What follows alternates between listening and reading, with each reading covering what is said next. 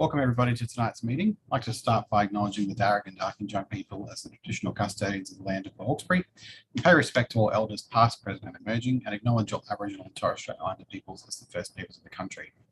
Just hand over to the General Manager to run through procedural matters. Thank you, Mr Mayor. I would like to advise that in accordance with clause 5.18 of the Code of Meeting Practice, meetings of the Council are recorded. In the terms of the Privacy and Personal Information Protection Act, this may involve the recording of personal information provided at the time of the meeting.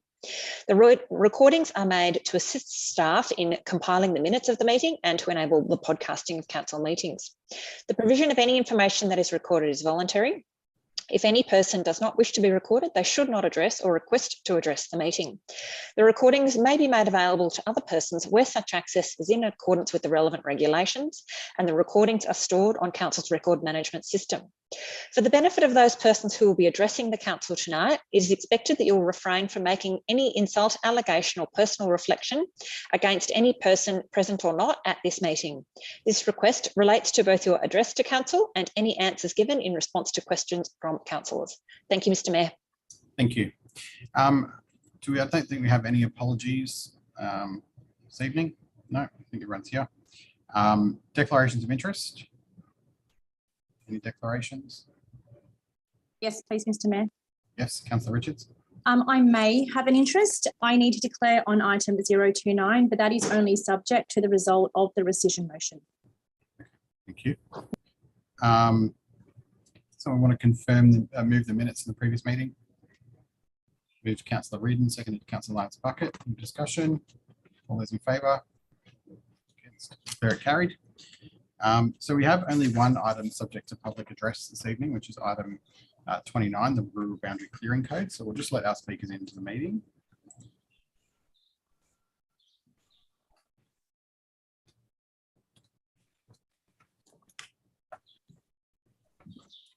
Okay. Our first speaker is Vicky Lett. Just see if Vicky's in the meeting at this point.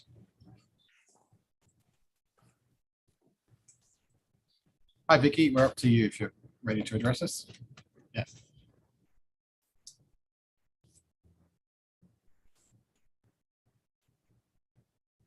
Just need you to unmute. Hi. Sorry about that.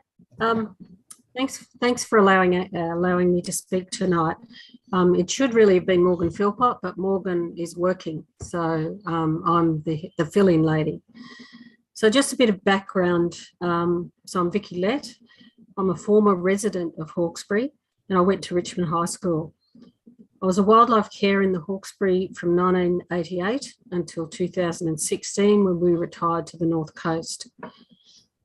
During the Black Christmas fires in 2001, our house burned down on Councillor Road, so we're no stranger to the impacts of fire. I just thought I'd give you a bit of background on the incidence of koalas in the Hawkesbury. Wires received no calls for koalas other than the odd animal in Koala Heights until 1998, when a koala was sighted in a turpentine tree on Councillor Road across from Vanay. In 2015, we had 12 koalas come to the attention of wires in the Hawkesbury. Between 2016 and 2019, the numbers were pretty stable at between 16 and 19 koalas. In 2020, the numbers spiked to 38 koalas. They didn't all come into care, but they certainly came to our attention. The reports had really escalated.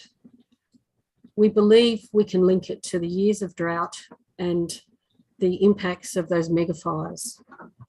In 2021, we had 22 koalas, and in this year, 22, we've had 5 koalas so far. The main reasons we get koalas is chlamydia and cars and dogs. Loss of habitat, both primary and secondary, places the animals under stress, which then impacts their immune system. Forcing koalas to ground due to clearing means they are forced to navigate roads where they're hit by cars. Bellbird Hill is a hotspot for koalas crossing, and we get a few hit there every year. It also exposes them to dog attacks. they come to ground because they need to move across the landscape, but they no longer have their aerial highway. In 2019-20, we had the New South Wales Parliamentary Inquiry into koalas, which found that habitat was the main cause for the declining numbers of this iconic species. They committed to the New South Wales government urgently prioritised the protection of koala habitat and corridors in the planning and implementation stages of urban growth areas. Wise asked that Hawkesbury City Council please support the rescission motion and commit to more research on the impacts of the code on that species, and also to consult with the community. What I can say is koalas are an iconic species, and that was demonstrated during the fires of 2019-20, where we had international attention. We had Obama tweeting and asking people to donate to wires. We had Ellen DeGeneres also asking that wires be supported. Most of our media inquiries across the world were about koalas and what's happening to them in their landscape and how they're being impacted by climate change. We were fortunate to have Lewis Hamilton visit the Hawkesbury and go to Morgan's property to view koalas. I wish I could have been there. Lewis is a very attractive person. So unfortunately, I was too far away. I think we're privileged to have koalas in the Hawkesbury. We have a council at Campbelltown who name themselves Koala Town. So perhaps you should think about along those lines. What I would like you guys to do, and what Wise would like you to do, is to reconsider your commitment from last week. And I should let you know that what we really need is for council to support us and the community in keeping a sustainable, healthy koala population. Wise has invested in a purpose-built koala facility in UWS to get the best we can for our koalas when they're in care. However, we would prefer that they stay out in the wild, in the habitat that they belong to in the Hawkesbury LGA. What I can assure you is that when koalas come to our attention and when they come into care, what we're doing is treating the symptom, and Wise members do not want to have to care for animals that are under such distress. Thank you, Ms. I think that's all I wanted to say today. Great, thank you. Are you happy to take questions if there's any questions from councillors? Yeah. Councillor Improgno. Thank you, Mr. Mayor. Vicky, thank you for presenting to us this evening. The code, the rural boundary clearing code, tells landowners that they can self-assess about whether they should be allowed to clear their land. But it also then goes on to say that people should seek professional advice about a variety of factors that include koala habitat. Do you agree with the statement that landowners are often ill-equipped to understand what the implications of their land management practices are for koalas, and that there is a need for better landowner education to make their properties koala friendly? Yeah, I do, and I can assure you that while I lived in the Hawkesbury, I used to work with council quite closely, and I was involved in bush care groups in the Hawkesbury. One of the main focuses, or my main focuses and others, was education. Basically, what we really need to understand, I think, is that at this point in time for koalas and other species in the Hawkesbury, every bit of habitat is important, and we need to, while keeping our human community safe, we also need to support them in realising that we have to live with these animals and find a way to do that in a sustainable way. I think you've hit it on the head. Quite often humans don't realise how badly we've done until the impacts become evident, and that can be 20 years down the track. Thank you. Okay, our next speaker is Martin Tevitt. Ready there, Martin? Sorry. Sorry, you there? Yeah, Martin? I can see Martin. Can you hear us?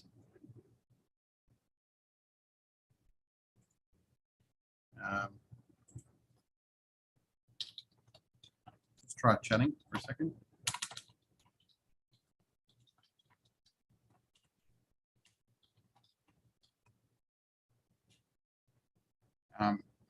If not, Martin, can you hear us? Are you ready to address us?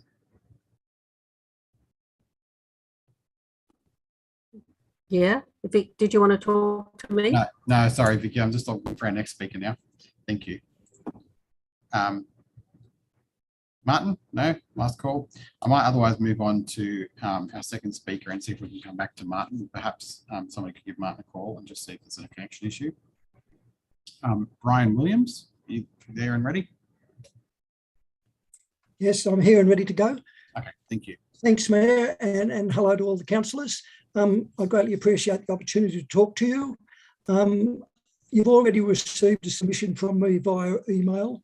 Hopefully you all had the time to read that. I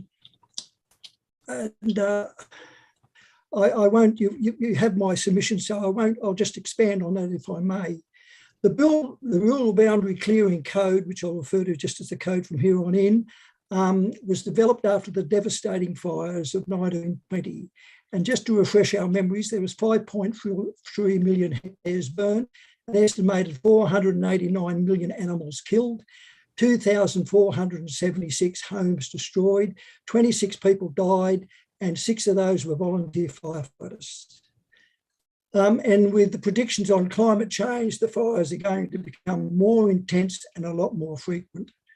So out of that, that's where this rural code came from. The authorities decided we had to have something better than what we already had. The code was developed with input from all relevant agencies. And when I say all, I really mean that. If you go to attachment B, you'll find there was 40 groups or legislation and had input to it. So it was one of the most comprehensive reports ever developed. And it considered all the aspects, whether they be environmental, biodiversity, and koala habitat, for Vicky's knowledge. They had a lot of input into it. Indigenous heritage, federal legislation, impact on neighbours. There was a whole list of things, but 40 different groups and parts of legislation had input into the development of that. Now, there's no way, if council defer this tonight, there's no way in the world that council would have the resources to be able to investigate the problem further and have come up with a more comprehensive conclusion result. It's been highly investigated. Everybody's had input into it from all agencies. Council's own website actually encouraged people to carry out bushfire hazard reduction by mechanical means to be undertaken along property boundaries. That's on your website, and that's an encouragement you're giving to the community. Recommendation 28 of the Black Summer Fires Inquiry that the vegetation review should have immediate impact. It shouldn't be procrastinated over, and if we keep procrastinating over it, it'll be another 6 or 12 months before any possible resolution can come to it. My view is it should take place immediately. You should go ahead with it straight away. The fires have had an enormous impact on the community, particularly mental health. I've actually spent a lot of time counselling people that were dramatically affected by the fires. Some people are still having lots of problems. Every time they hear a siren, they have a bit of a meltdown. They smell smoke. It's an enormous impact. Now, I don't think we've got the right to stop those people that live in fear of carrying out what they believe is necessary to make themselves safe. That legislation is not compulsory. People don't have to implement it if they don't want to. You don't have to do any work on your property. Only those people that consider they're at some risk have have an opportunity to do that. And everybody that owns a rural block, in my experience, buy it because they have a love and appreciation of the bush and the wildlife, and they certainly don't want to destroy it. And for Vicky's knowledge too, there, John Heights has one of the healthiest populations of koala, and that's on private property. So private property people have a lot of care, and we've known about it for donkey's years. And that koala population is now expanding. It's out into the national park, and it's crossed the highway into other areas. So it's an expanding population which originated on private holdings, and it's growing. Section 463 of the Rural Fires Act actually, private property owners have to have an obligation under that act to create fire breaks on their property and stop fire from escaping from their property onto public lands. So that's an obligation. So all this is doing is sort of supporting what council have on their website, and it's supporting sensible obligation. The restrictions are that great that nobody, people who talk about there's going to be mass destruction of the environment, that can't happen. If you bother to read the legislation, it is so restrictive that people can't go crazy with it. They never did with the 1050 ruling. I can't see how they could possibly go overboard in clearing. You only have to do what you want to do. Thank you. Time has expired. Thank you so much. Any questions, Mr. Williams? Councillor Lyons Bucket. Thank you, Mr. Mayor. Thank you, Mr. Williams, for that, and thank you for speaking. I'm just wondering, are you just speaking on behalf of yourself tonight or on behalf of the Rural Fire Service? No, I'm not allowed to speak officially for the Rural Service, but if you bother to read my resume, you'll find I've been a member. Oh, I know you're a highly respected firefighter. I'm not doubting that. I just was asking about the capacity. Why do you think that the Hawkesbury wasn't included in the code when it first came out? We were exempt from the code. From what I've been able to discover, it was purely a political decision. If the RFS had their way, it would have been included, I believe. But because we're lumped in with the Sydney Greater Metropolitan Area, and a few of the councils there didn't want to support it, and they used political persuasion to give that right back to councils. But if councils decide not to support this, I think you're putting yourself out on a big limb. The amount of work that's gone into preparing this code is unbelievable, and all agencies have agreed to it. So I think if councils are trying and go against those recommendations, you're leaving yourself wide open. Thank you, Mr. Williams. Mr. Mayor, one other quick question, if I may. You do realise that it doesn't cover everyone on a rural block. It only covers people in a specific zone. So a lot of our most vulnerable fire areas aren't actually covered by it. Are you aware of that? I'm aware of the legislation, yes, and that's one of the reasons I'm very supportive of it. It's going to only apply to people that need that protection. It's not a blanket for everybody in the Hawkesbury Council area to go crazy. So the areas of, for example, East Currajong and the back of Bilpin and Mountain Lagoon, all those areas, they're not covered by it. Are you aware of that? Well, I am, and that's probably a problem that council has got. Council should, in fact, try to, it's a high risk, all those areas are high risk bushfire prone zones. They are. So, I mean, council should be working to have those areas included. Thank you. Thank you. Councillor Sheila. Thanks, Mr. Mayor. Brian, with the clearing, would you like to touch on just what aspects of protection that they're going to give that you see, like compared to like burn offs or big fires? Just touch on that for us. Yeah, look, one of the problems we have as firefighters, when we go to a property in a big fire, all we can save is the house, the outbuildings and that. We don't have the resources to protect everything. But if we can run around the boundary of the property, we can stop the fire at that boundary. We can put a burn back in from the boundary and not have that boundary and not have the fire come onto private holdings. So it dramatically reduces the size of the fire, stops it crossing the road to the other side if we stop on the boundaries on properties. It's got lots of advantages. It makes us as firefighters safer.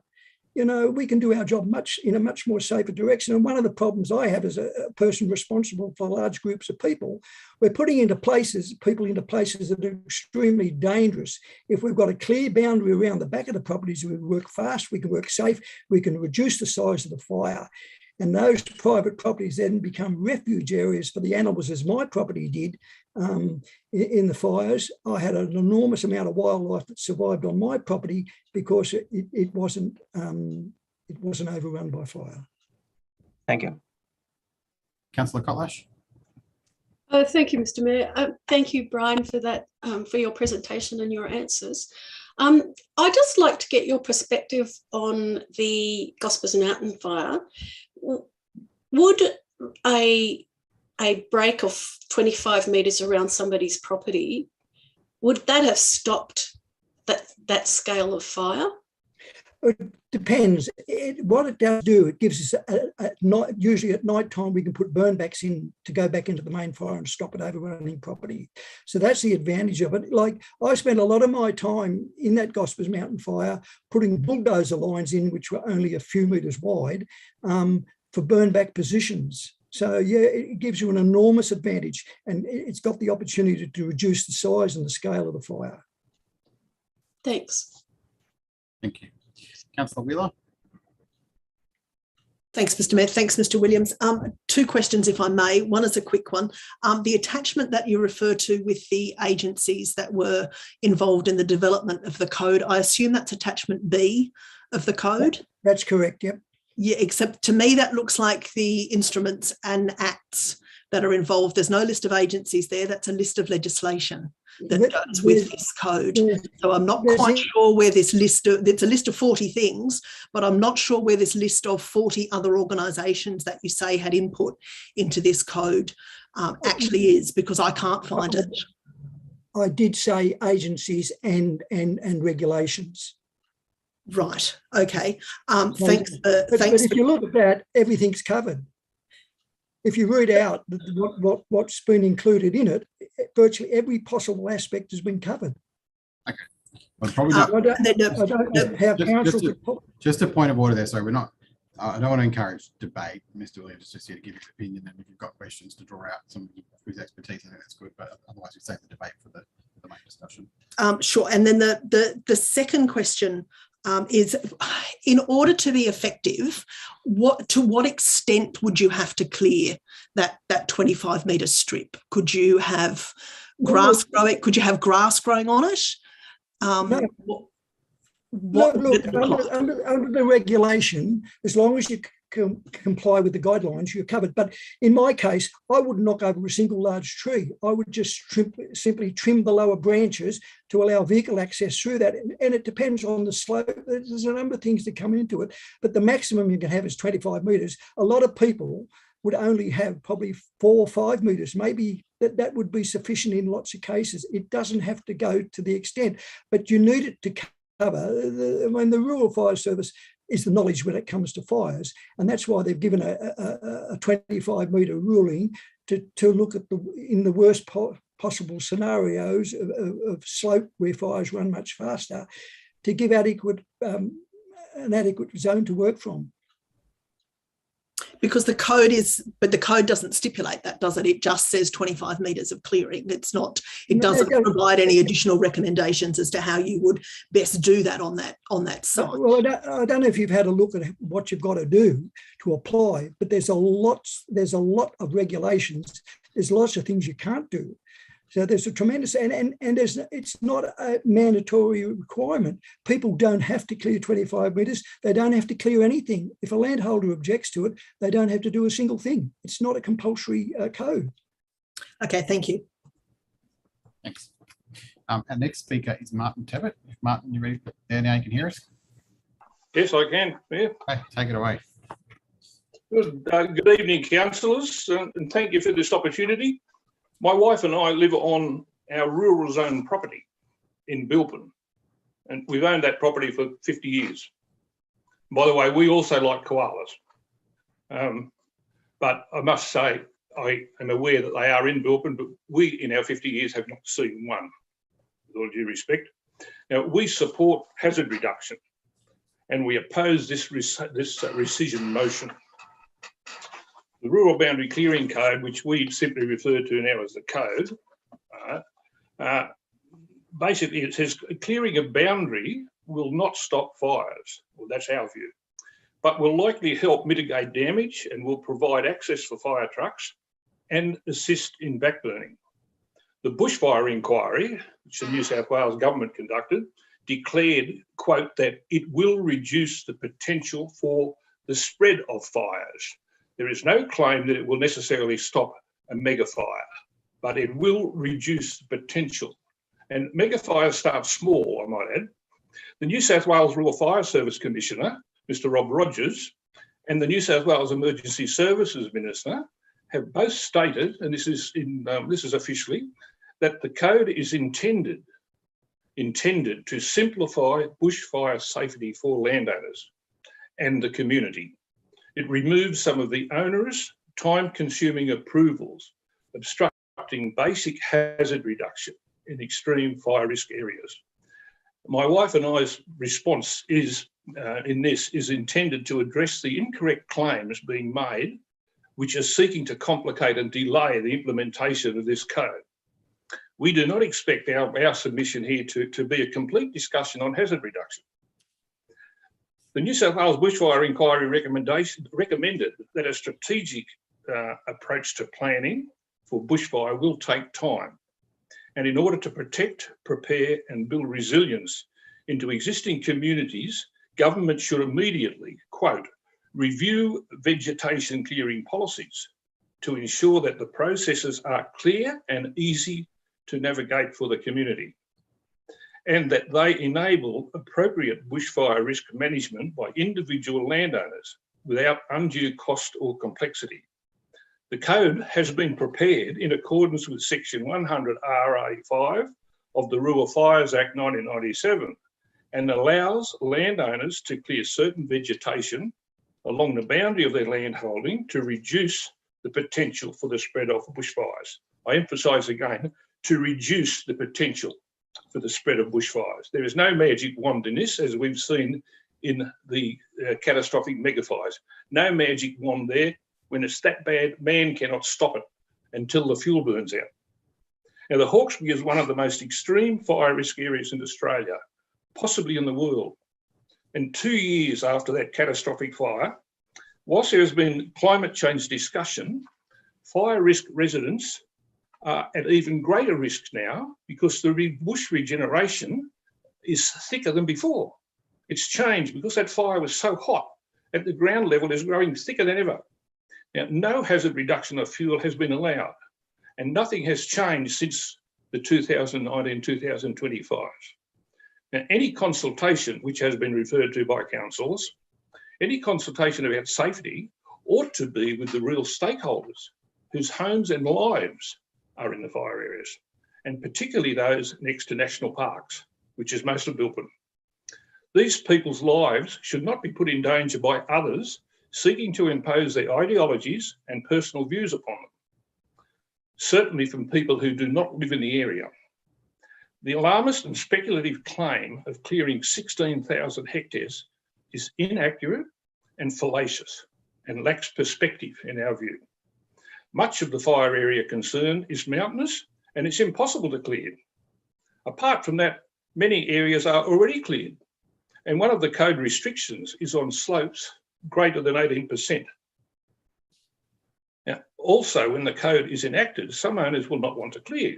However, those wanting to clear should not be inhibited by the personal views of others. RFS Commissioner Rob Rogers, who is now in charge, as you would be aware, has stated formally, quote, these measures will empower community members to better protect their homes and property with as little bureaucracy as possible. You may be assured that the RFS wants to empower community members to better protect their homes and property with as little officialdom as possible. This new section allows rural zone landowners to clear vegetation within 25 metres of their property boundary without onerous approvals, unquote. Sorry, Martin, I'll just get, time's expired, so I'll just get you to wrap up on this thought, if that's okay. So we're running out of time, are we? Yeah, we're out of time. We can just wrap up on your final. Oh, right, okay. Well, there are other things, but what I could do, a couple of official statements, because it's been said that the RFS had not been involved.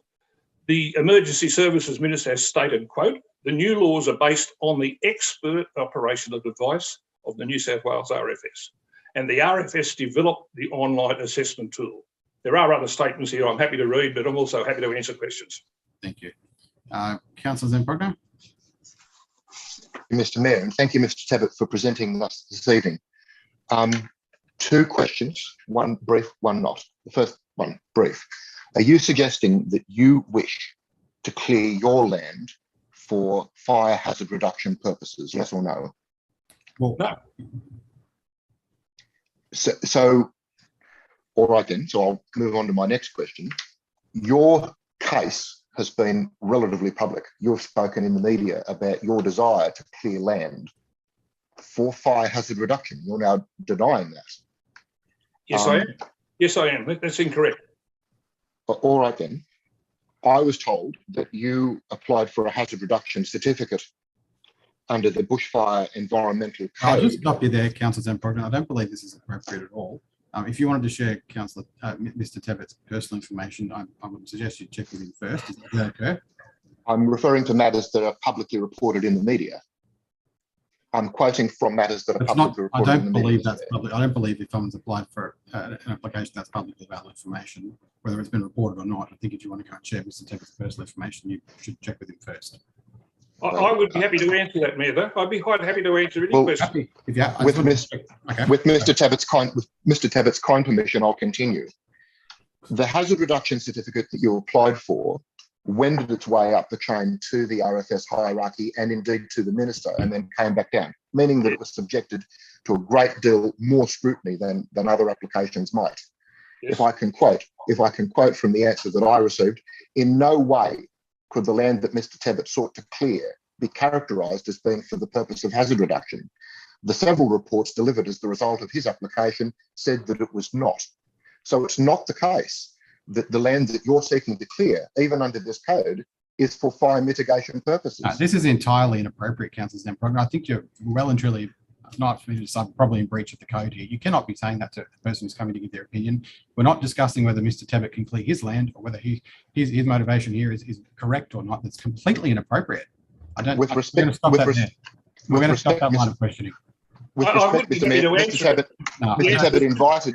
Mr. Tabbett seems welcome to answer the question. No, it is completely inappropriate, Councillor. I'm very surprised you even brought that up and not understood that that is completely inappropriate. We're not going to go there. We're not talking about Mr. Tabbett's land. The motion before us as councillors, whether we should rescind our decision to opt into the Rural Boundary Clearing Code, not whether you believe Mr. Tabbett wants to clear his land for the correct reason. So we'll end that there. Were there any other questions? No further questions. Thanks, Mr. Tabbett. Yes, Mr. Mayor, I had my hand up. Sorry, Councillor Linesbucket. Yeah. Thank you, Mr. Tabbett. I'm just wondering, are you aware of which ecological communities you have on your property? In our property? Yes. No, I am not. Okay. Perhaps you can tell me. No, I'm just interested if a landowner actually knows which communities are on their property. Thank you. Well, with respect, when you talk about communities, number one community is my wife, myself, and our family.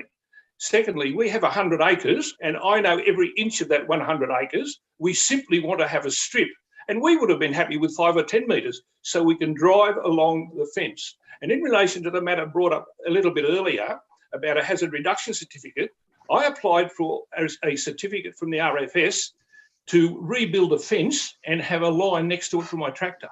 They said, no, you can't clear to rebuild the fence that was burnt out in a previous bushfire, and therefore it's not appropriate. We refuse your permission to do that. So I can't have a strip and I can't have a boundary fence, according to the RFS who knocked it back. The gentleman who knocked it back actually has since left the RFS in some disgrace. Thank you, Mr. Tabbett. We'll wrap that up there. No further questions. And our final speaker is Lionel Bucket.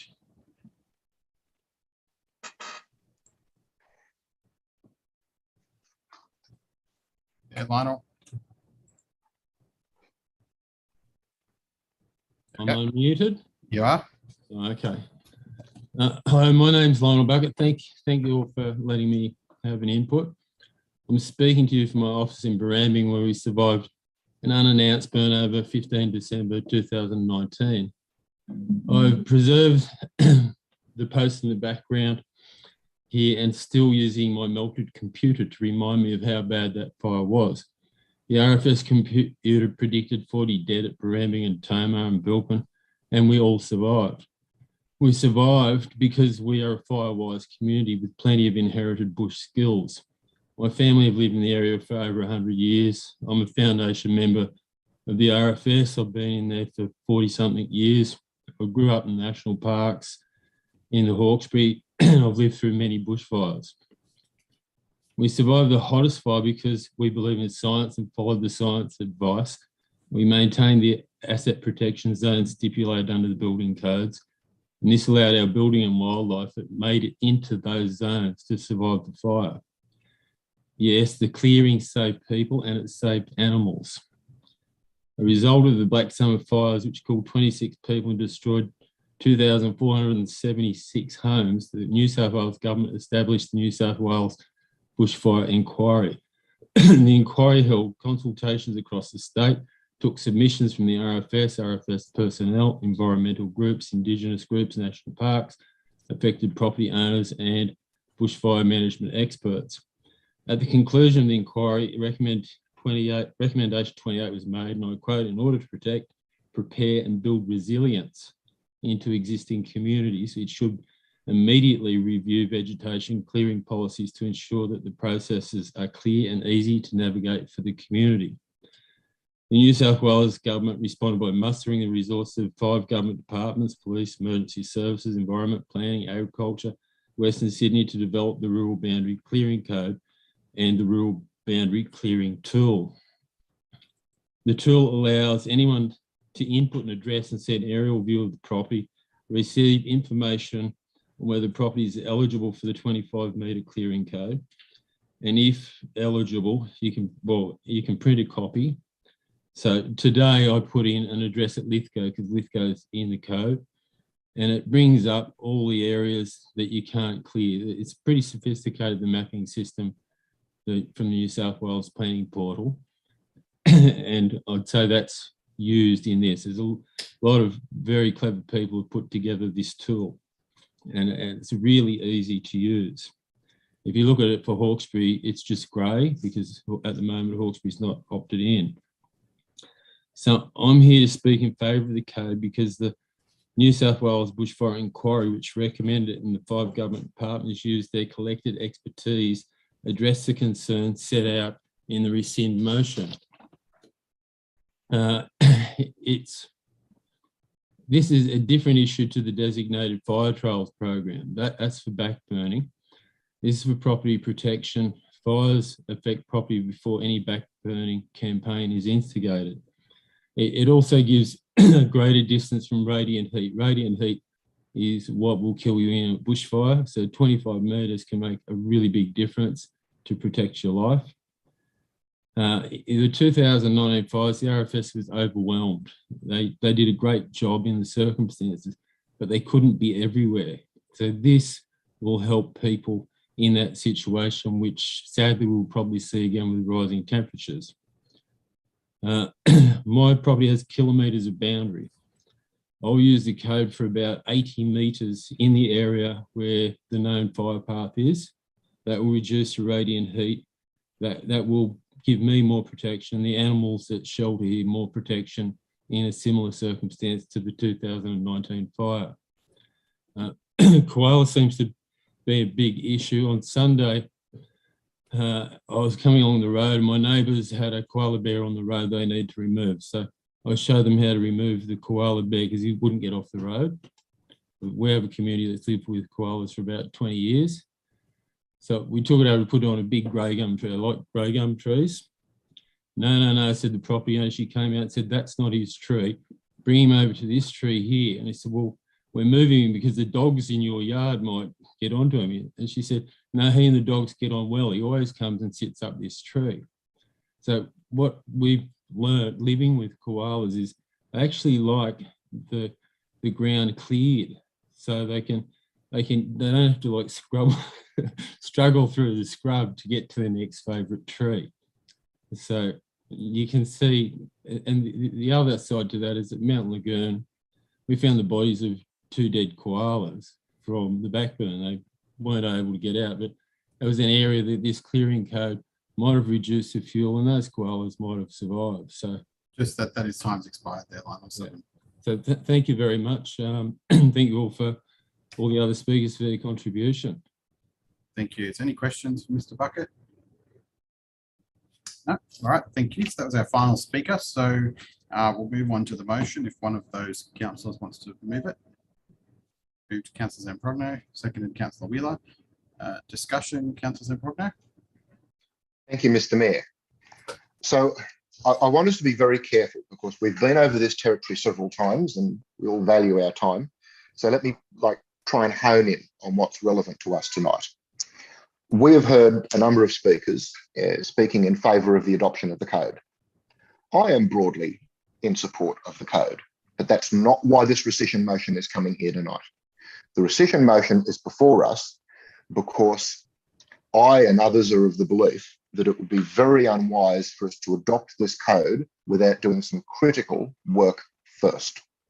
Work relating to resourcing council to provide advice to landowners so that they can be good stewards of their land. Resourcing council so that they can measure the impacts potentially of this code through the acquisition of geospatial mapping tools that allow them to know what tree cover looks like on a per property basis and then map those trends over time. Compliance and enforcement resources so that for those small minority of people who may be minded to clear their land with something other than fire mitigation in mind, is that they will be strongly aware of the fact that we have the resources to track the inappropriate application of this code. That is what this is about. So for those of you who are in favour of the adoption of the code, my strong appeal to you is this. The fire danger season is over. We tasked council in October to go away and to consult with the RFS, to consult with other community stakeholders, to come back to us with a report to tell us what it looks like when other councils adopted this code and what their experience looked like, and to get our ducks in a row. That's all we're asking to do. For those of you who are going to oppose this rescission motion, you have questions that you need to answer tonight. Why would you be so hell-bent on the forced adoption of this code without consultation? Why, when many of you profess your respect for the local RFS, have you engaged in ramming this through without any consultation with them? And I can tell you, the members of the RFS locally that I have spoken to are white hot about the disrespect of having this code driven through without any consultation with them. It's not as though they're against the code either, but they're deeply aggrieved that they haven't been asked. This speaks to the kind of government that we want to run here in the Hawkesbury. Whether we run a properly consultative government, whether when we are looking at a code that has a really substantial change, it represents a really substantial change to our land management practices, is that we're going to do what the code itself suggests that we do and consult with our community before we adopt it. The question that you need to answer is why we have to adopt it now, without consultation, without resourcing, without compliance or enforcement resources to bring to bear. That is the question. If you can't adequately answer that question, then you should have the courage to admit that perhaps we've been a little too hasty. Mr. Mayor, I know that you yourself have received contact very high up from within the RFS and from other stakeholders who are counselling you to slow down. All we're asking for through this rescission motion and the substantive motion that follows is a couple of months to allow council to complete the work that began through our resolution last October, to conduct public consultation, to ask people what their opinion is. It's manifestly obvious that there is a broad spectrum of opinion here, and that it would be respectful for us to ask these people, we will lose nothing. There will not be a devastating bushfire between now and when this report comes back to council in 2 or 3 months. Then we will be in a position to consider the adoption of this code, and it may well have my support at that point. But considering that many of us in our public lives profess our respect for the RFS, or indeed profess support for the idea of preserving koala habitats, ramming this through without any compliance or enforcement or other resourcing seems to me to be hypocritical in the extreme. That is the question that's before us. Thank you, Mr. Mayor. Thank you. I just wanted to ask a question based on I'm not sure if I misheard this. I think that I've had contact from, as far as I'm aware, 2 members of the RFS, both captains of local brigades, one very much in support of adopting the code, one suggesting we don't adopt the code. You just made a statement that I've received contact from very high up in the RFS saying we shouldn't. What was that referring to? Look, I was assured by somebody very, very, very senior within the RFS that you would be called yesterday or today and cautioned very strongly to slow down. If you're saying that you haven't received that call, I can't speak further to that.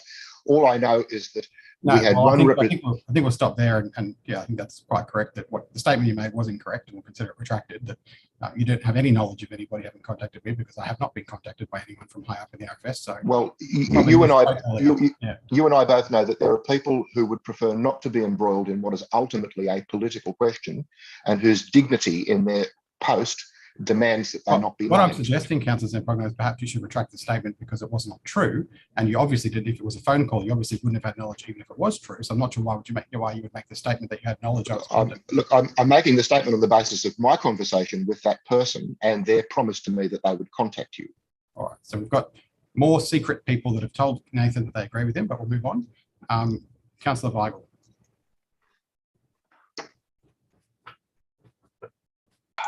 Thank you, Mayor, councillors.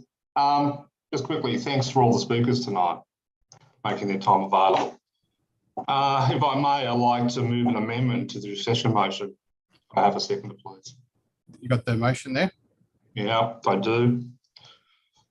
The council calls for a report on the methodology and funding available to map our koala populations, as well as how this information could be used to protect them. So that's the motion before you. Just get that on the screen if we can.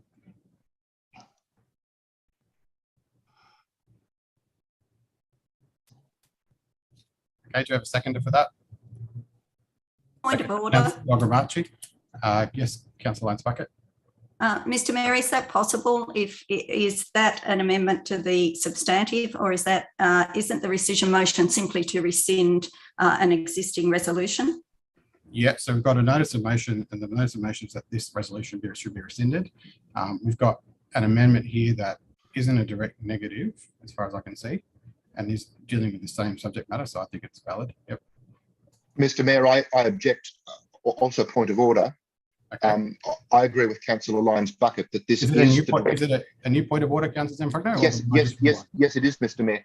This is manifestly the direct negation of the rescission motion, in the sense that if the amendment were to stand, it would not permit the rescission of the motion previously. It is clearly a complete negation, and I'd seek the adjudication of staff.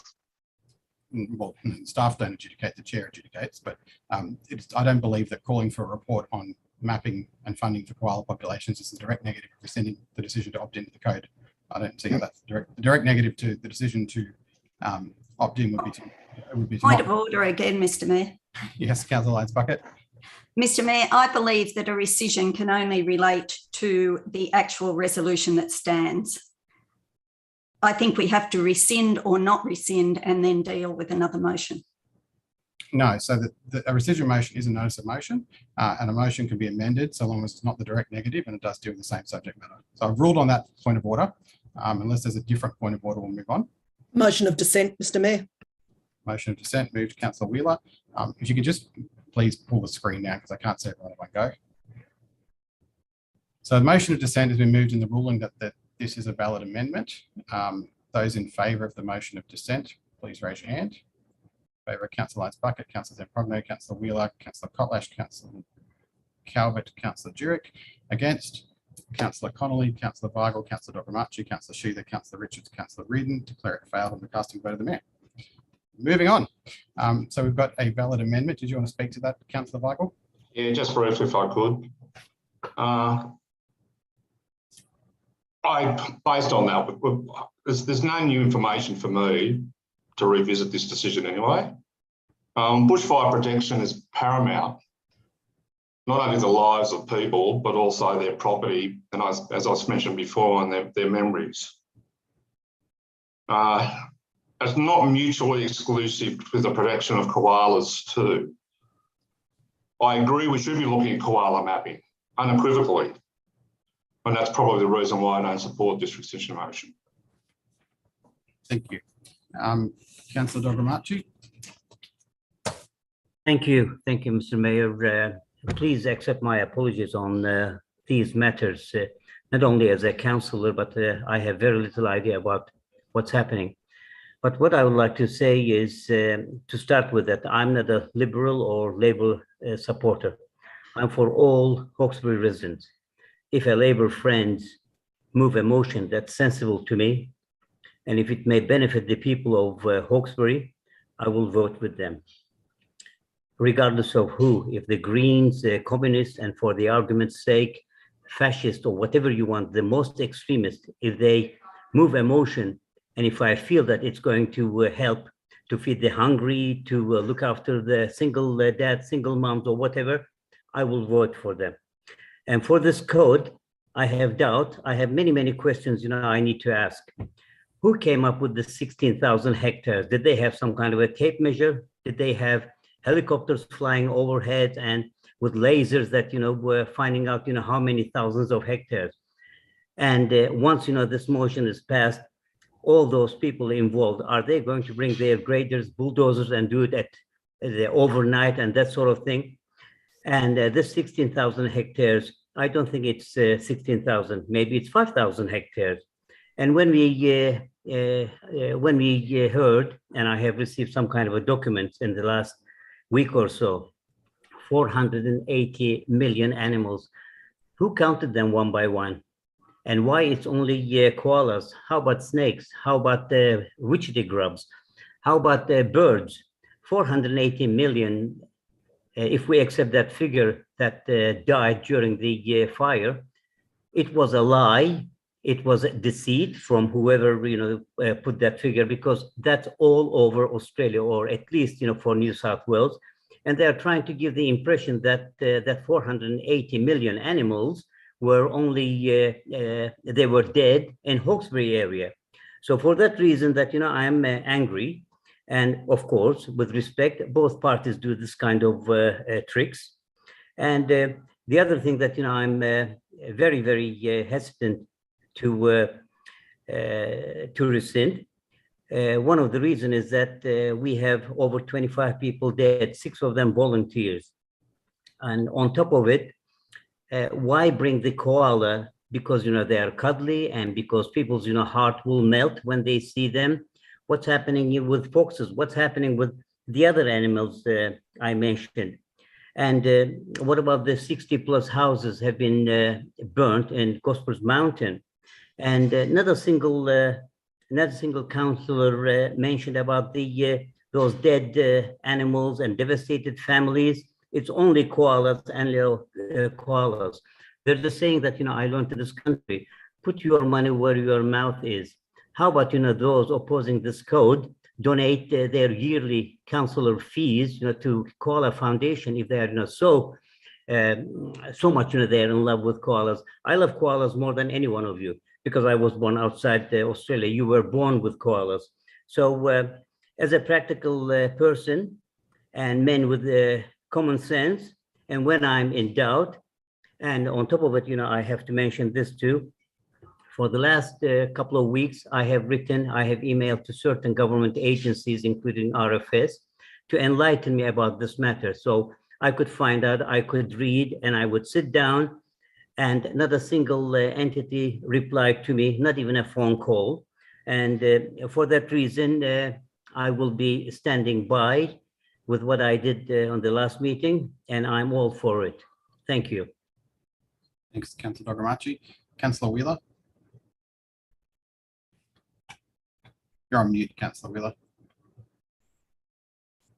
Sorry, this is a really shoddy piece of practice, Mr. Mayor. I'm looking at the Code of Meeting Practice, trying to find the bit where it says that it's fine to amend and a rescission motion in this fashion, and I can find nothing. Well, I'll just stop you there. By all means, you can. I'm speaking, Mr. Mayor. You're not speaking, Councillor Wheeler. It is completely inappropriate for you to take the floor when I'm speaking. I'm the chair of the meeting. What I was going to say is I've ruled on the point of order, but I also asked staff this question before the meeting to make sure that I was correct in the procedure. So if it's going to continue to be an issue, I will refer to the Director of Support Services to answer that question for you.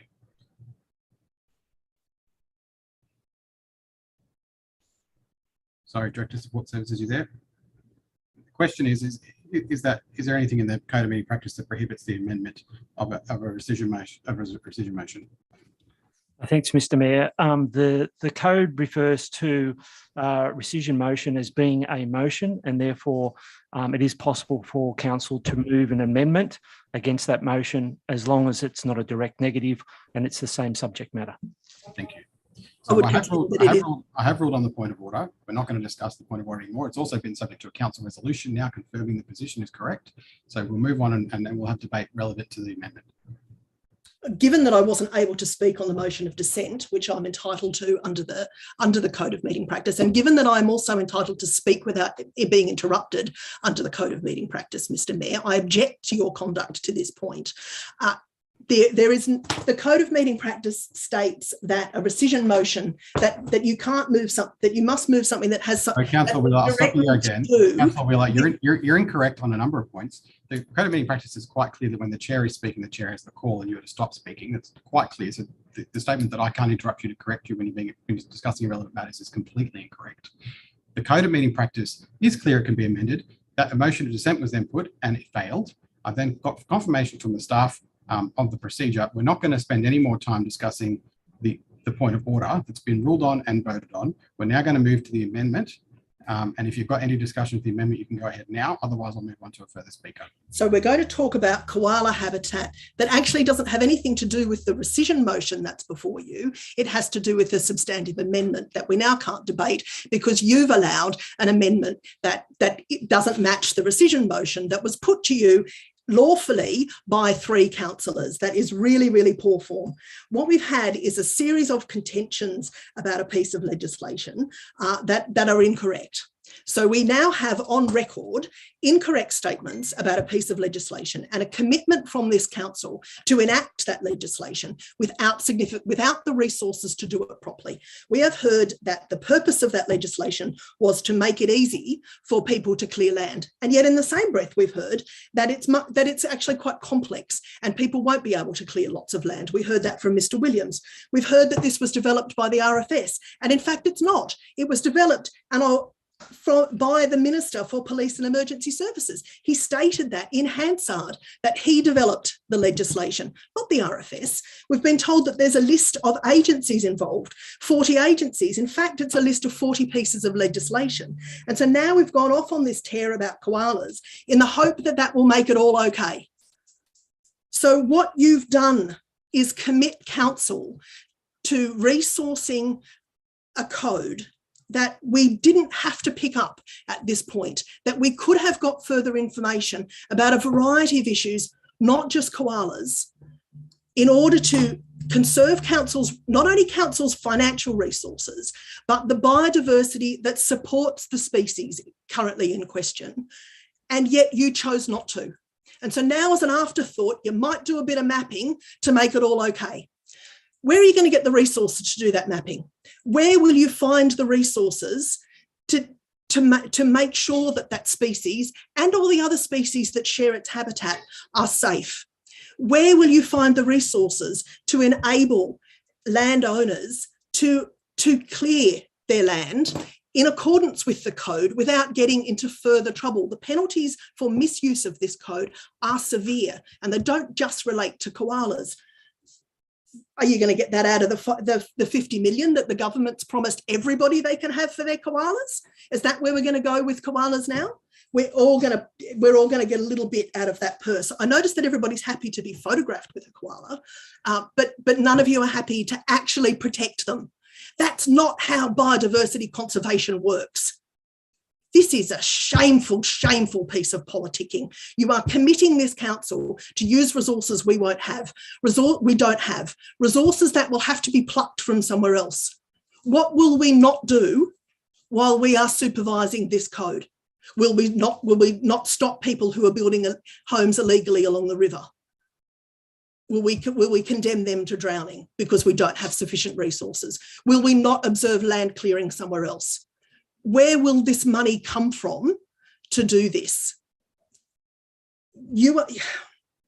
I'm absolutely astounded that you have now basically ignored the information that has been sent to you by Science for Wildlife, by active members of the RFS.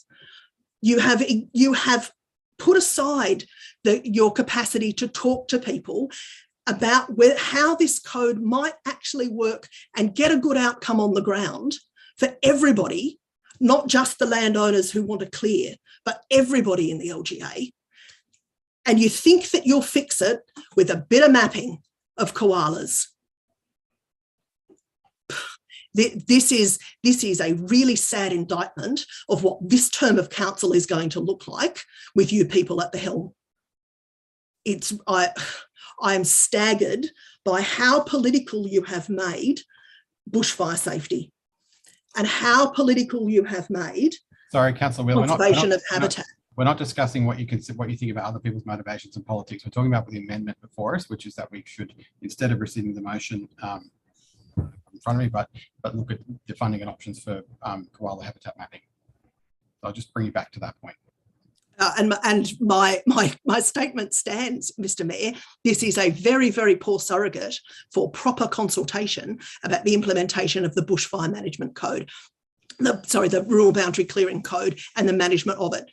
And if you think that mapping a few koalas is going to soothe the community on this issue, I hope you are very sadly mistaken. This is a cynical political move.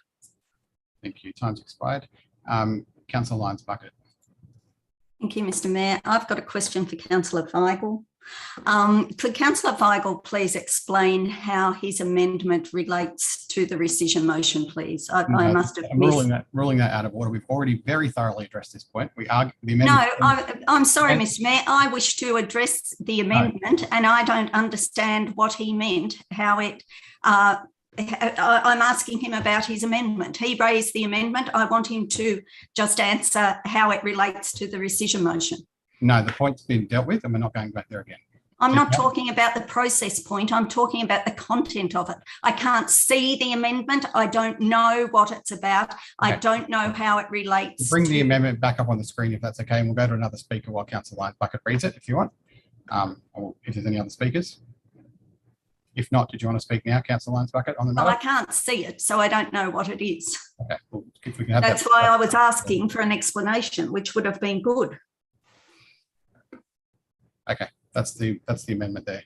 Okay, well, I'll speak against the amendment, even though in principle I agree, and we had hoped that we would be working towards a proper koala plan of management in this council, which all councils are meant to have done.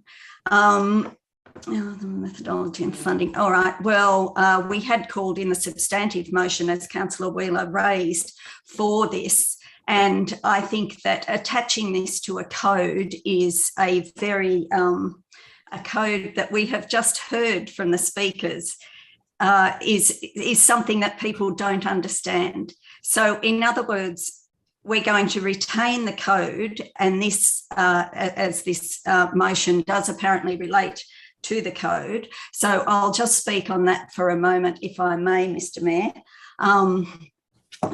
When we brought a rescission motion, I don't take that lightly, and I also accept majority rules in this council, but I'm very, very concerned that what has happened with this has been done in the absence of looking at what the ramifications of it will truly be to this council and to this population. We didn't have a clear majority on it.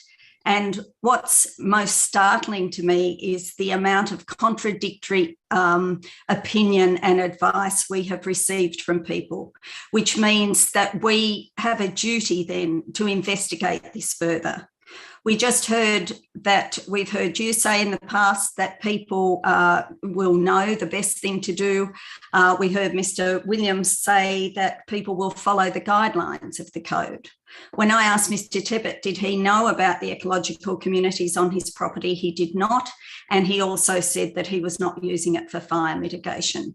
These are very problematic statements to have been given in this chamber to then allow us to simply ignore what we should be pursuing, which is that we should be pursuing exactly what is happening with this code and how we can do a better job.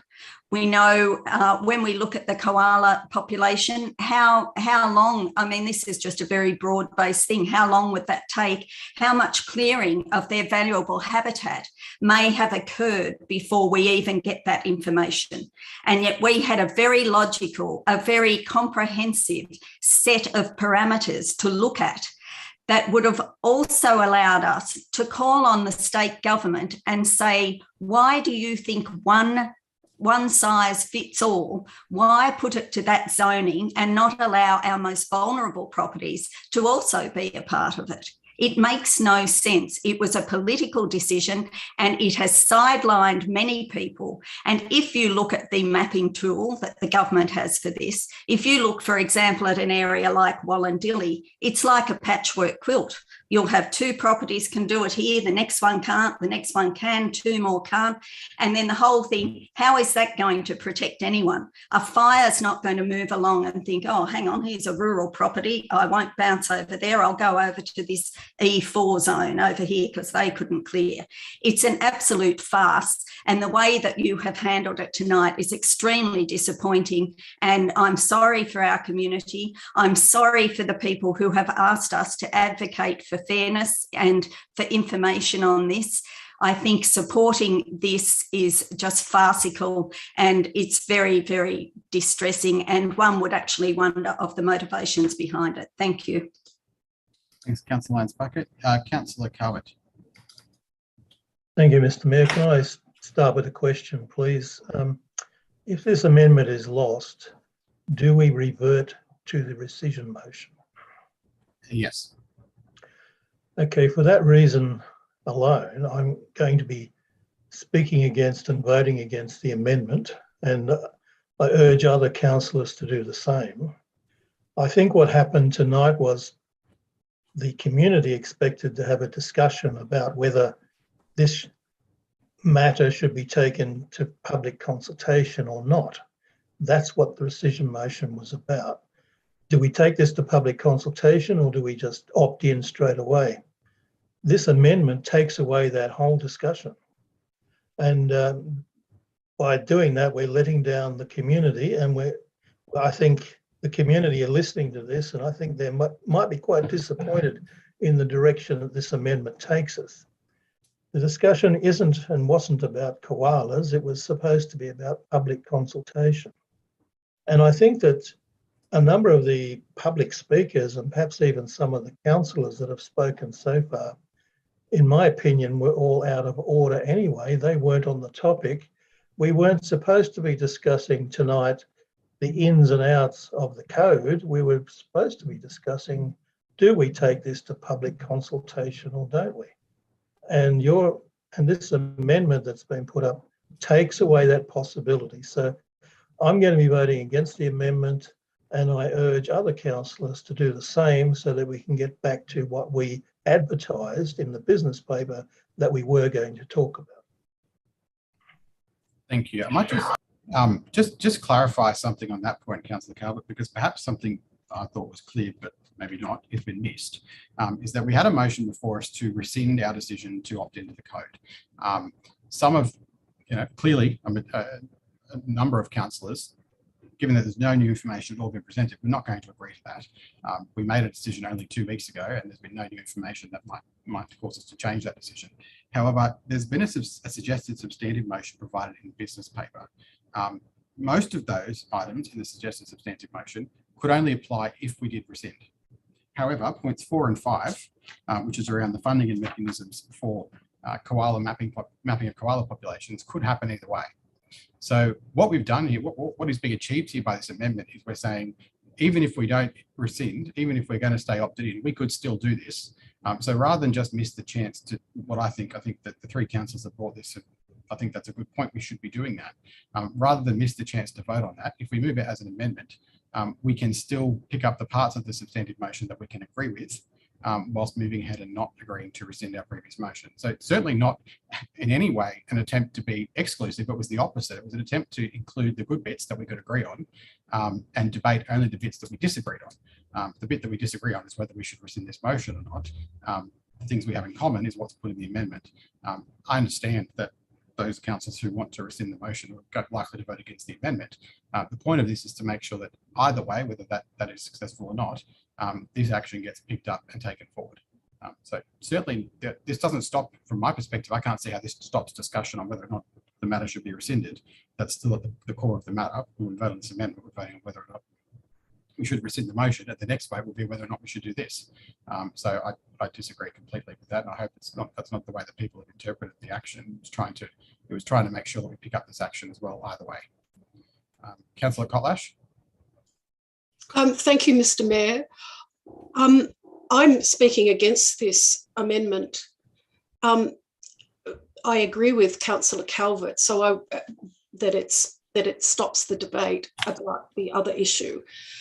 But I'm going to take a different tack and say that we already have this particular issue already as a councillor resolution.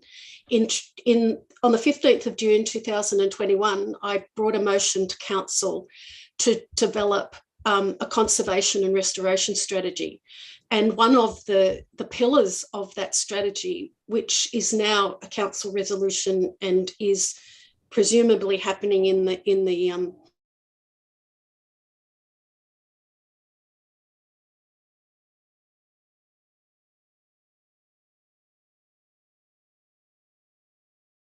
all of the all animals and plants. This is part of a motion that we already, a resolution, that we already have. So it is not, it's not new and it's not relevant.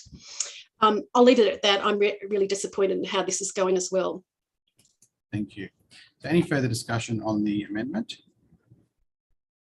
If not, we'll put the amendment. Just wait for it to come down off the screen, please.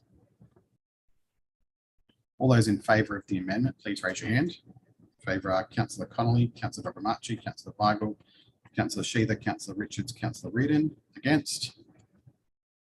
Councillor Kotlash, Councillor Wheeler, Councillor Calvert, Councillor Lyons Bucket, Councillor Jurek.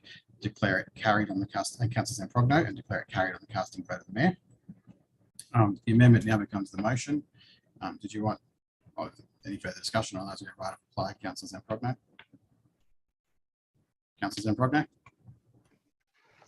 Only to observe in conclusion, Mr. Mayor, that the challenge that I set to my colleagues about why we feel the need to ram this through without consultation, without resourcing, without the respect that the stakeholders are due, has not been answered, and conspicuously so. Thank you. Thank you. We'll put the motion now, which was the amendment. All those in favour of the motion, please raise your hand. In favour are Councillor Connolly, Councillor Dobrimachi, Councillor Weigel, Councillor Reardon, Councillor Richards, Councillor Sheether. Against? Councillor Kotlash, Councillor Wheeler, Councillor Calvert, Councillor Lyons Bucket, Councillor Zamprogno, Councillor Jurek. Declare it carried on the casting vote of the Mayor. So now we go back to the start of the agenda. First item is item 26. Request for leave from the next meeting. So I want to move that. Move Councillor Zamprogno. Seconded for that. Seconded Councillor Reardon. Any discussion? Not. Put to a vote. All those in favour, please raise your hand. In favour are Councillor Connolly, Councillor Kotlash, Councillor Wheeler, Councillor Calvert, Councillor Lyons Bucket, Councillor Dobrimachi, Councillor Weigel, Councillor Zamprogno, Councillor Jurek, Councillor Sheether, Councillor Richards, Councillor Reardon. Declare it carried. Next item is item 27, the draft wayfinding signage strategy. Councillor Zamprogno. Thank you, Mr. Mayor. I have a form of words that I've communicated to Mr. McElroy. If I could get them up on the screen, I'll seek a seconder.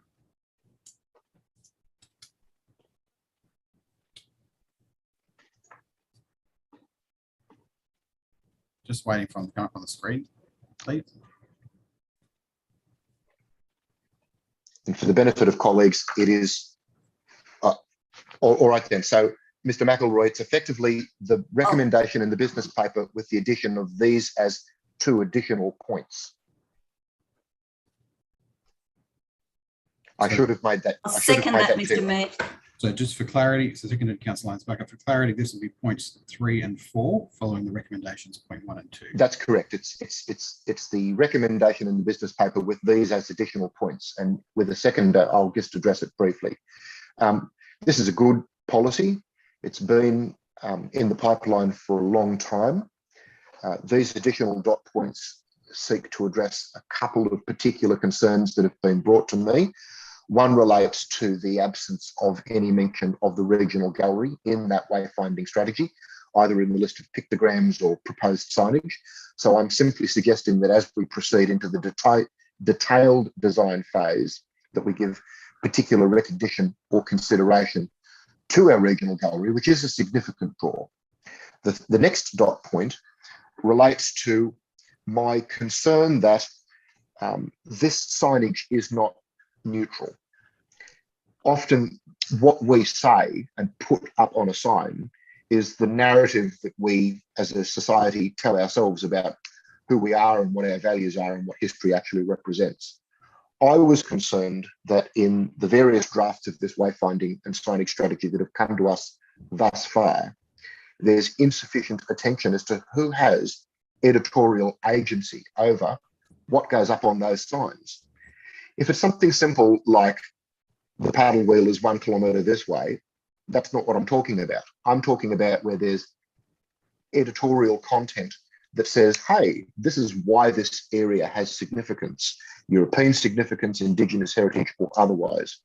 I would be much more comfortable if in this detailed design phase, we had the input of a working group that we would be able to set up through our Heritage Committee so that they can have input, if not final say, over that editorial content. I'd like it to be done by our own people. I'd like it to be done locally, in-house.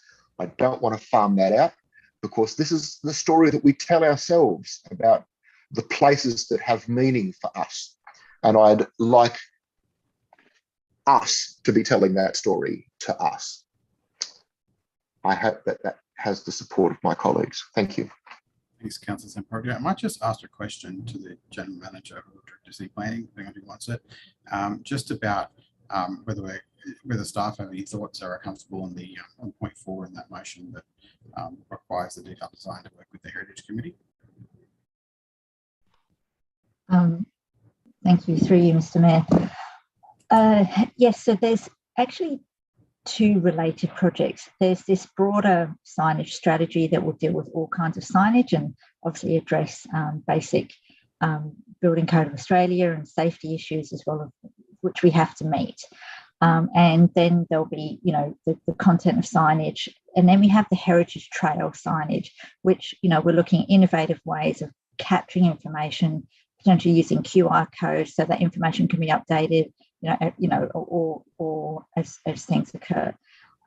In terms of the consultation phase, we'll be looking to engage with a range of people through the detailed design as outlined in the report. And in terms of the heritage trail, absolutely, it would be very useful and, you know, to obviously look to our Heritage Advisory Committee, who have a lot of that knowledge and will be able to help provide input into the content of information around the heritage trail. Okay, thank you. Councillor Reardon.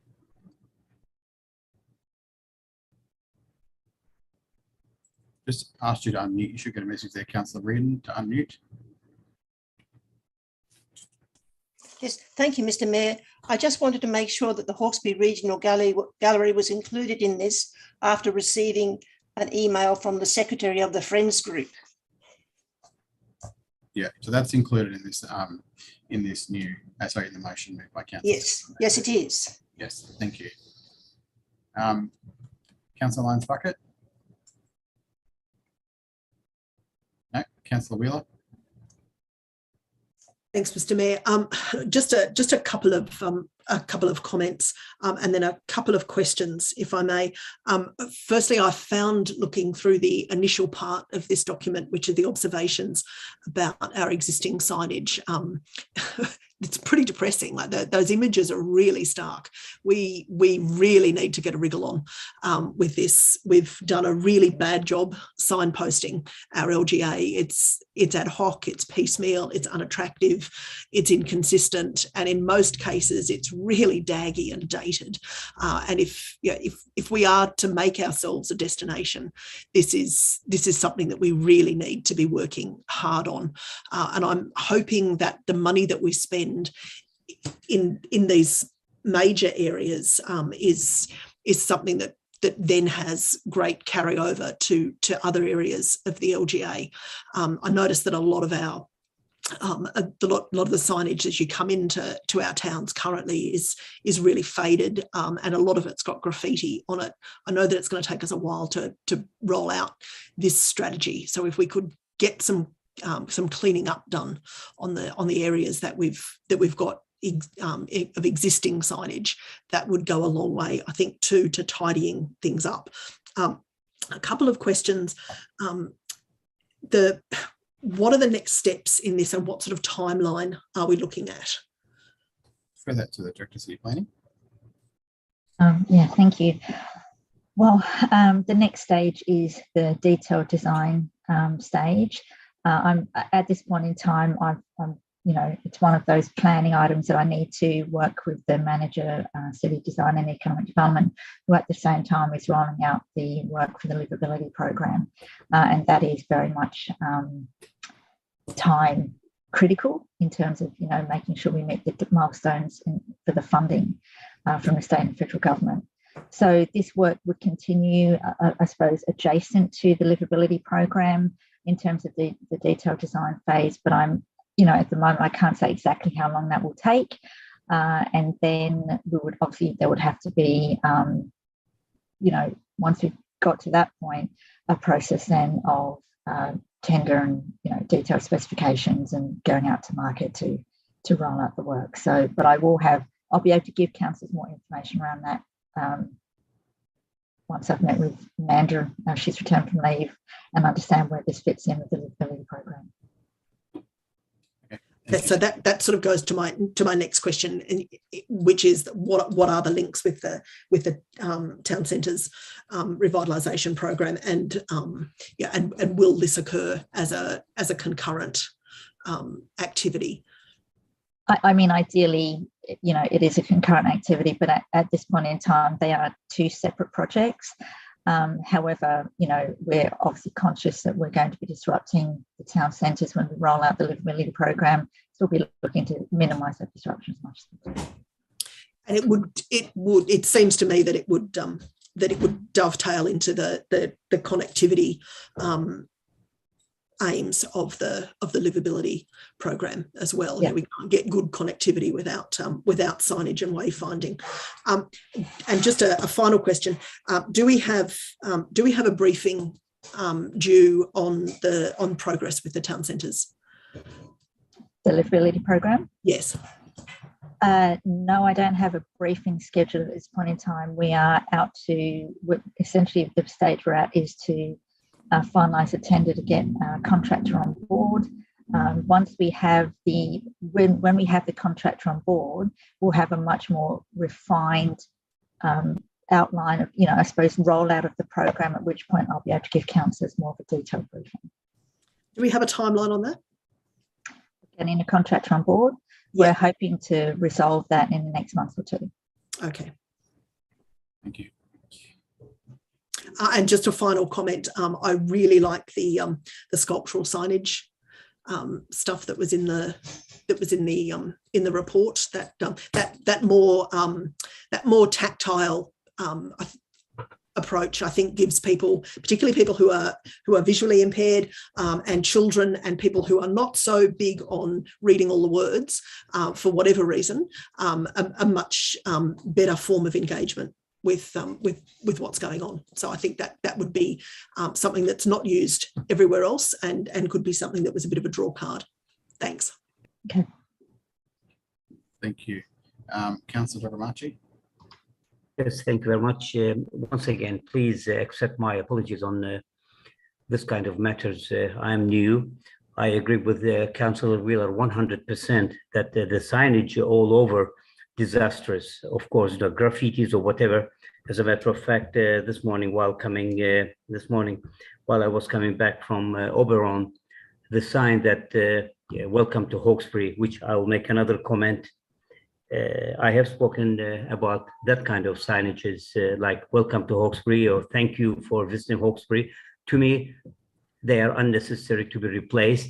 I mean, what do we mean welcome to Hawkesbury? I mean, who reads them? I mean, when they come in to Hawkesbury, are we going to give them a box of chocolate or throw them a bouquet of flowers or whatever?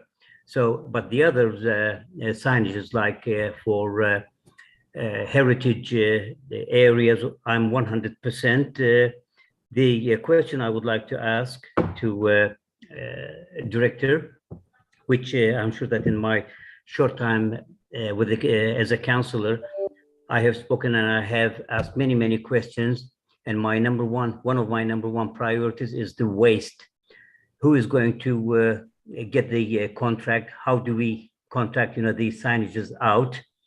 What kind of sayings are we going to have? The size of them, whether they are just ordinary ones or they are effective, or are they going to reflect to the past of history in Hawkesbury?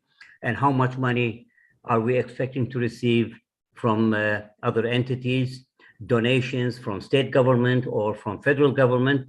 And how much do we have in our kitty for that kind of things? And if you don't have the answer, at least could I have some kind of an approximate figure? Thanks. For that to the Director of City Planning. Okay, so I didn't write down all the questions, so if I forget some of the questions, please forgive me. Okay, so in terms of any process for getting a contractor on board, depending on the amount of money, but in this process, it would require a tender, which we would then, draft the tender documents and put it out to market, and people would reply. There would be a panel to assess the responses, and a determination would be made as to the winning tenderer. In terms of the money, no, we're not getting. Okay, so technically we've benefited from money that council got from the bushfires, anyway, I won't go into the background, but ultimately the funding is council money going towards this, and we're looking at just over $1 million to be spent over the next couple of years to roll out the signage project. And what else were you asking? Something about waste? No, I think that was the crux of it, Director. Okay, all right, thank you. Is there anything further, Councillor? Yes, just one. $1 million. Did I get that right? $1 million for the signage? Yeah, I can confirm. I'll send an email to the councillors about this outside of the session, but to give you some more information about the funding and the amount. And where is that money coming from? It's council money. So that's $1 million for the signage. Yes. And that's for how many years? Are we going to have another $1 million spent on signages? No. This is I would say a one-off activity. Council received money as a result of bushfires, and we freed up, and that money we spent on some roads, or we'll be spending on some roads. The dollars that were allocated to those roads have been freed up to put towards signage. So that's been resolved by council, and ultimately this is more of a one-off activity. Any ongoing work around signage would actually have to be considered as part of an ongoing capital works program. One last question, if you may. Are we going to have any kind of saying on this one? Are we going to have some kind of notes or notices that, where these signs are going to be placed on the... Yeah. So essentially the next stage of the detailed design is it will be about I suppose more the locations, the intent, what are the issues? I mean, as I said, there's basic Building Code of Australia and, standards that we have to meet in terms of signage. And then there's just, signage, which is around the look and feel and, wayfinding. So we're addressing both of those issues. Once we've gone through the detailed design phase, we'll be able to brief councillors around that, the outcomes of that phase. Thank you. Councillor Richards. Thank you, Mr. Mayor. My remarks tonight will be brief. I just really wanted to put on the record that I think that this report is absolutely outstanding. I think the quality of the possibilities of signage in this area that are contained within that report should bring an element of excitement to most people, because anyone who's lived here most of their lives have realised our signage, not just wayfinding, but also our arrival signage, our destinational signage is quite shocking and is in a state of disrepair. I believe that this area is so significant and so special and important that not only should locals who live here be able to drive around and be proud of their area, but people who come and visit, especially tourists, they should be able to feel exceptionally impressed when they come to the Hawkesbury, not just for our natural beauty or our buildings or anything like that they're here to see, but as they go around, it looks like we take a good sense of pride in the place that we live. And as a council, we prioritise that we want our towns and our villages to look their absolute best. So I look forward to this being implemented. I just did have one last question for the Director of Planning. And based on everything you've said so far, when would you, and everything taking place, when would you expect to start to see this signage actually up and visual to our community? Director City Planning. All being well, I would hope that what we're anticipating is we'll start seeing some of the signage go out in the next financial year. Next what, so sorry? I can't say in the next financial year, but I can't say exactly when in the financial year. But yes. No, that's lovely. That's great. It's something that we can look forward to in this term. Thank you very much. Yeah, definitely. Thanks. All right, I'll just ask for that motion to be taken down from the screen. So right of reply required, Councillor Zimbabwe. None needed, Mr. Mayor.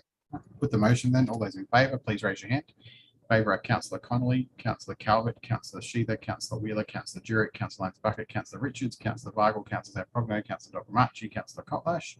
Declare it. Councillor Reardon, declare it carried. Next item is item 28. Draft Woodbury Reserve Master Plan and Plan of Management. Councillor Sheether.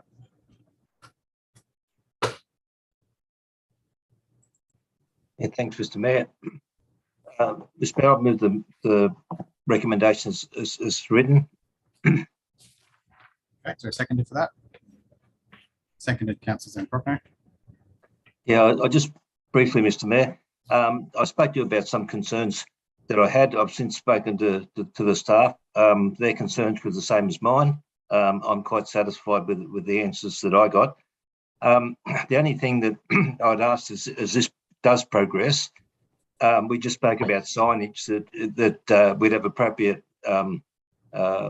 information on the front and back gates of that facility. They haven't got much out of Glossadia, and this will go down really well in the community. But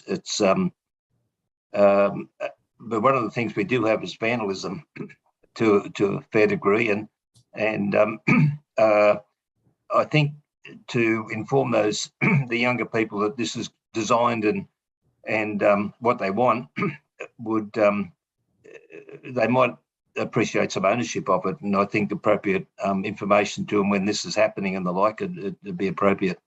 I commend the recommendation. Thank you. If there's nothing further, we'll put the motion. All those in favour, please raise your hand. In favour are Councillor Sheether, Councillor Connolly, Councillor Calvert, Councillor Wheeler, Councillor Jurek, Councillor Lance Bucket, Councillor Richards, Councillor Reardon, Councillor Weigel, Councillor Progno, Councillor Dogmachi. Against? Declare it carried. Director of Support Services, did I call out everyone's name? The screen moved a couple of times. I'm not sure whether you called out Councillor Kotlash. Councillor Kotlash, for your in support. In favour is Councillor Kotlash. Next item is notice of motion 1. Councillor Zempropno. Thank you, Mr. Mayor. I'll move the motion. Move the motion standing in my name. Is there a seconder? Seconded, Councillor Jurek. Thank you. I regard this as a simple and virtuous idea. Council already collects much of the information that I'm proposing here. It routinely has for many years collected our attendance information for formal council meetings. If we're members of committees, the minutes of those individual committee meetings record our attendance. And from time to time, perhaps at the end of the reporting year, perhaps even tabulates the members of those committees across the year. What we don't collect at the moment is councillor attendance at briefings, workshops, community consultation sessions. We do collect attendance information for things like conferences, things that incur some kind of cost for council. So most of the information I'm looking for is already collected. There is no onerous administrative overhead here. But what I do believe would be appreciated by the community is being presented a report card at the end of the council term that tabulates that information on a per councillor basis and provides some information to voters about how diligent their councillors has been. Now, we're all very diligent councillors. We all go to every meeting. We never miss any, at least not without a very good reason. And when we do, we accord grace to one another about the reasons for our absence. But I think the community expects this kind of accountability. Our community strategic plan, our code of conduct, all make mention of the need for us to be present, engaged, and diligent. This is simply something that we can do in service of those values that we've already put forward to the community as things that we support. So I'm hopeful that this has your support. Thank you. Thank you. Councillor Kotlash. Thank you, Mr. Mayor. I'll start by saying this. There's campaigning and then there's gratuitous self-promotion at the expense of others. I'm worried that this sort of information might lead to the latter, and I want nothing to do with it. I'm not supporting this notice of motion. There is a lot wrong with it, but I'll just mention some of the reasons why I disagree with it, since I only have 5 minutes. First up, when a councillor is sick from it for any length of time, or is involved in an accident, or has a family crisis or whatever, and this takes them away from their duties for a while, this does not mean that they are less representative, responsive, accountable, or effective overall. Even if our staff did collect these data, they would not address the questions being sought by the mover of this notice of motion. That is, that voters would have information about the diligence and effectiveness of their councillors. A councillor could turn up for everything, listen to everybody, and do absolutely nothing. To get our staff to gather such information is not appropriate. It is clearly for political ends. Our staff should be only working on things for the public good. One of my favourite quotes by Robert McNamara is pertinent here. He says, "Measure what is important. Don't make something important just because it can be measured." The mover of the motion has mistakenly made a causal link between the sorts of data asked for and the questions he thinks voters want answers to. We all have different styles of fulfilling our civic duties. Some of us prefer to get out and about, while others do more research by themselves in isolation. A diversity of styles and approaches is important. This notice of motion just assumes that if you show up, and if you show up to everything, you'll be effective and diligent. I can't support this, and I hope my fellow councillors won't either. If the mover of this motion would like this information, I think he should collect it himself. Thank you. Councillor Wheeler. Thanks, Mr. Mayor. While I agree with Councillor Kotlash that it's only worthwhile measuring that which is useful, I disagree that the superficial results of this will necessarily be used against councillors at election time. I think what the community is concerned about is when there are deep anomalies. I don't think that people are concerned if you've missed, if you've had a couple of weeks, a couple of meetings leave for a family event, or that you've been ill, or something like that. I don't think that that's necessarily something the public worries about. I think what they might worry about is a councillor who attends one meeting out of 3 in order not to be removed from his or her position, or a councillor who didn't attend any briefings for 3.5 years, for example, or a councillor who never attended a community engagement session in the 5 years that they were elected to council. That, I think, is the sort of information that the public has a right to know, given that they are paying us an allowance to do this job. Now, the fact that it's not a huge allowance, that it's not the equivalent of a salary, doesn't mean that we signed up for this gig knowing that what the allowance was, and I think we need to reflect. Our actions need to reflect the fact that the ratepayers pay us to do our best in this job. I would actually like to see this go further. I don't think that it's useful to. I accept that under point 2, where this is only reported on a council term basis, that is perhaps not the best use of this resource. I would rather see this published annually with council's annual report, and I would hope that Councillor Zampogno would consider amending this to include that this information was published annually. It could also go in the end of term report. That's, it would be collated already. I don't think it would be a great deal of extra work, but it looks less like electioneering and more like an accountability measure if it's published more regularly. Similarly, I would like us to be publishing our expenses, our phone and conference expenses. Now, City of Sydney does this on a 3-monthly basis. An annual basis is probably sufficient for us. I don't think our expenses are so high. Certainly our budget is nothing like City of Sydney, and our staffing is nothing like City of Sydney. So annually would be fine. And I would ask Councillor Zampogno if he would consider including that as an additional point to point 1. Otherwise, I'll move an amendment to do both of those things. Councillor Zampogno, can I just chime in really briefly?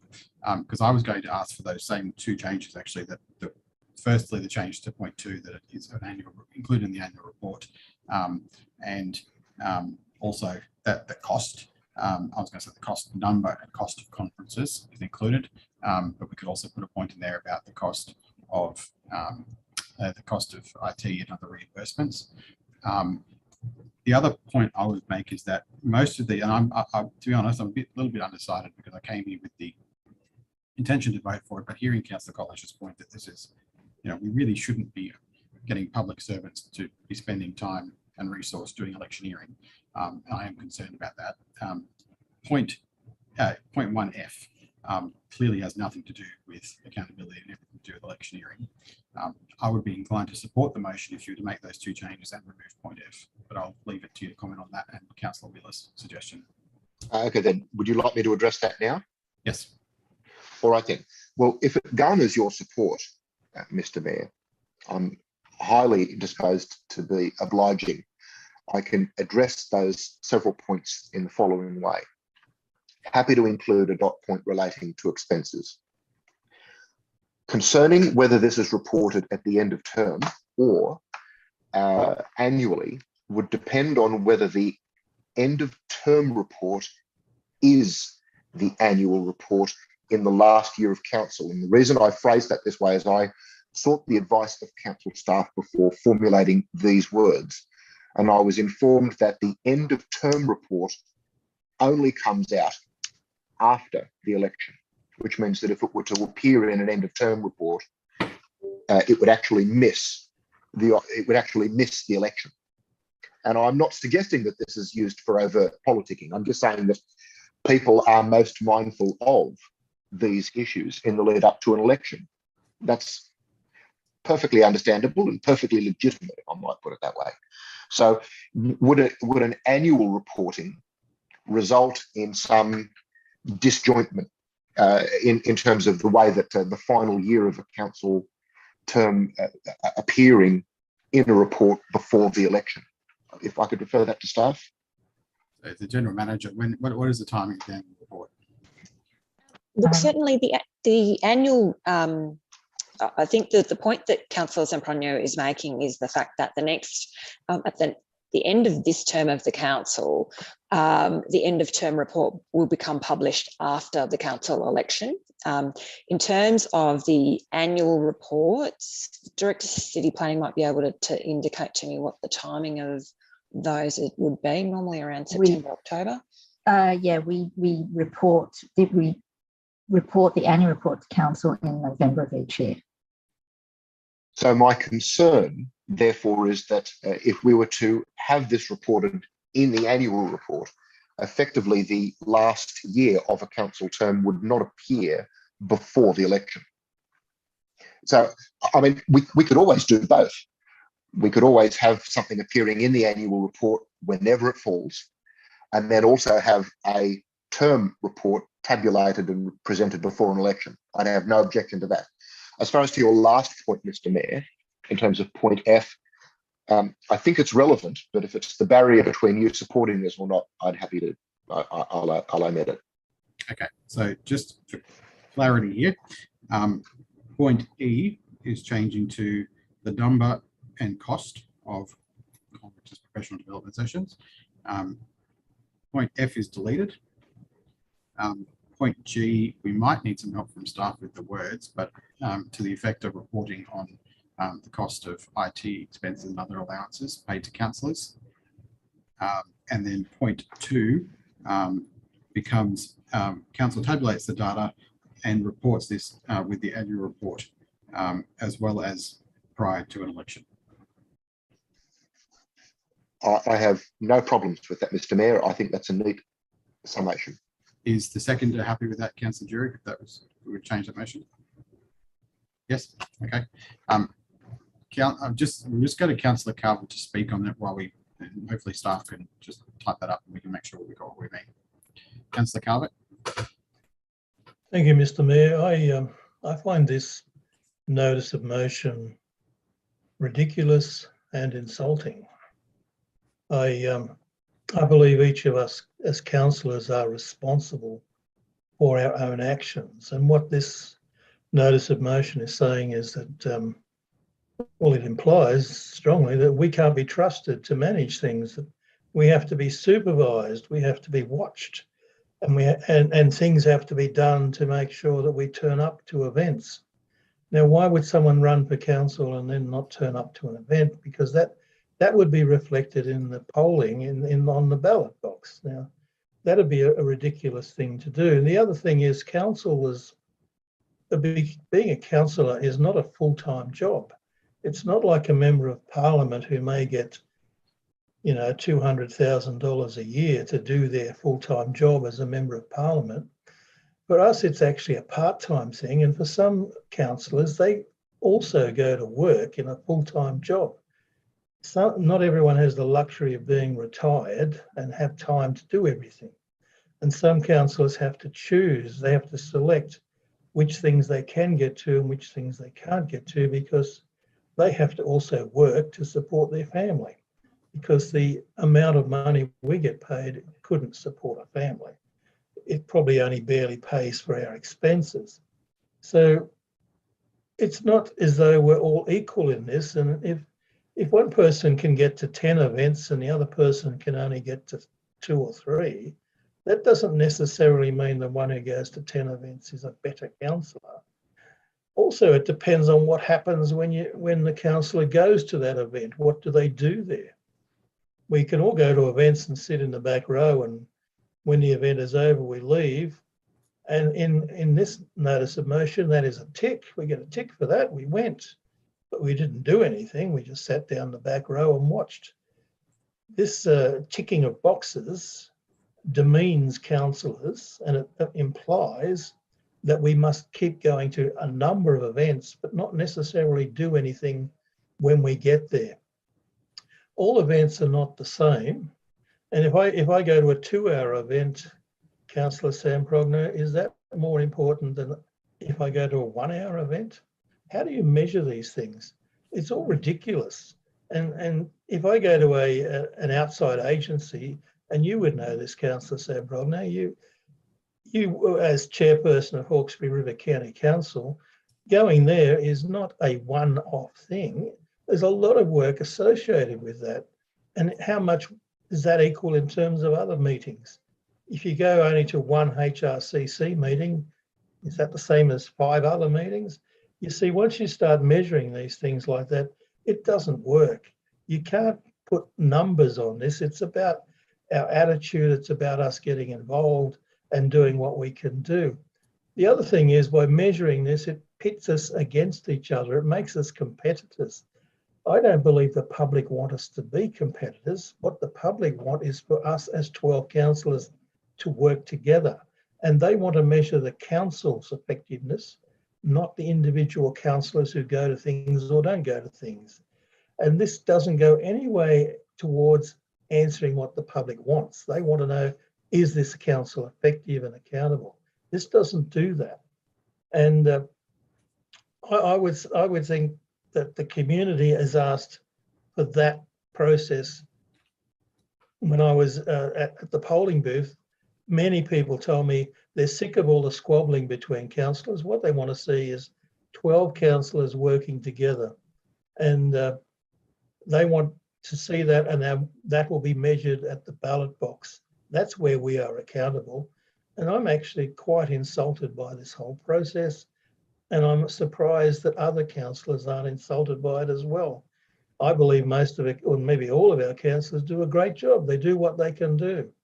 And measuring one against the other like this, I think takes us down a road that will not be good. It'll cause us a lot of problems and won't make the council look good. It'll make us look very divided, very ineffective. And I'm going to vote against this notice of motion. Thanks, Councillor Calvert. I'll just speak very briefly and say that I understand the concerns and where you're coming from, and I do take your point that this is not a perfect measure of any of those things that we're trying to achieve with diligence or anything else. But I think it's a small part of the story, and I think it just brings us into line with, public company reports on attendance to board meetings, Parliament's report on attendance of members to sessions. I agree with you. It's not. This number won't be the measure of your value as a councillor, but I think it is expected that by the public that for a board or a council that you would be able to go and see which board members or councillors attended which meetings. I think that's probably fair enough. So I think we can. I don't have a big problem with that. Mr. Mayor, can I just say that I find it interesting that when I speak, you take the opportunity to answer me and give your opinion when I would have thought you only get one chance to speak like the rest of us. Was that your speech then, or are you going to speak again? So I'll dismiss the point of order, Councillor Calvert. This is the first time I'm speaking. I did jump in when there was an amendment on the table to try and get that done in one go, but I am entitled to speak like you are, like anybody else is, and that was the time I chose to speak. So there is no point of order. Councillor Wheeler, have you already spoken? I have, but I've got a quick question, or possibly an addition to the motion. Yep. I'm wondering if when we attend conferences, there's a requirement as part of a council resolution that we provide a report on that conference. And one of the problems with that resolution is that there's nowhere that report ends up. I'm wondering if it's possible that we add that conference report to that section about the number and cost of conferences. So I guess how this would work, if you look at, say, the City of Sydney's they have a page on each councillor that details the committees and things that they're on. I know some of the Victorian councils, like Moreland, for example, you can click through and you can see the expenses of each councillor, the conferences that they've attended, and perhaps we could upload the councillors' reports to that section. That way they're stored somewhere. Currently, when we submit a report, it goes to the General Manager, and I'm not really sure where it ends up after that. I think it would also have the function of making people who are tardy with their reports, and I certainly have been in the past, a bit more accountable, which and it appears that this, that this is the aim of this motion. So I may provide a bit of a repository of that information, but also an additional accountability mechanism for those reporting requirements. So I guess, could that be added perhaps to point E? Slightly more succinct. Yep. What should be added to point E? The number and cost of conferences, the conference report prepared by the councillor. Okay. Councillor Zamprogno and Jurek, are you okay with that? I have no objection in principle, but I'd like to ask a question of the General Manager, what her opinion is of the purpose of those reports, considering when we write them, they do go to the General Manager, and I'm equally mystified as to what purpose they serve or whether they are designed for broader circulation. The General Manager? General Manager?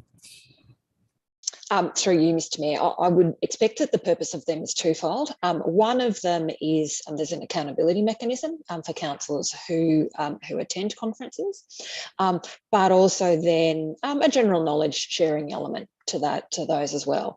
I must admit, councillors, in my 7 or 8 months with council, I'm yet to see a report of that nature. Okay, thank you. Councillor Zamprogno. All right then. Well, that answers my question. I have no objection. I think it would be in the interest of clarity, we wouldn't tack it onto point E. It would become a new point G, and that is that the reports of councillors attending conferences be published. They don't even have to be published in the tabulated, annualised form that we're suggesting, merely that they are reported in some way publicly. Okay. Happy with that, Councillor Jurek? Yes, I'm happy with that. General Manager, is a resolution to that effect giving enough direction as to what we expect to happen? I think it's sufficiently broad, Mr. Mayor, that will give us licence to either take an option to either publish them through the website, as perhaps Councillor Wheeler has suggested, or through some other means. So I think we'd be comfortable with that. Okay. Councillor Lyons-Bucket. Thank you, Mr. Mayor.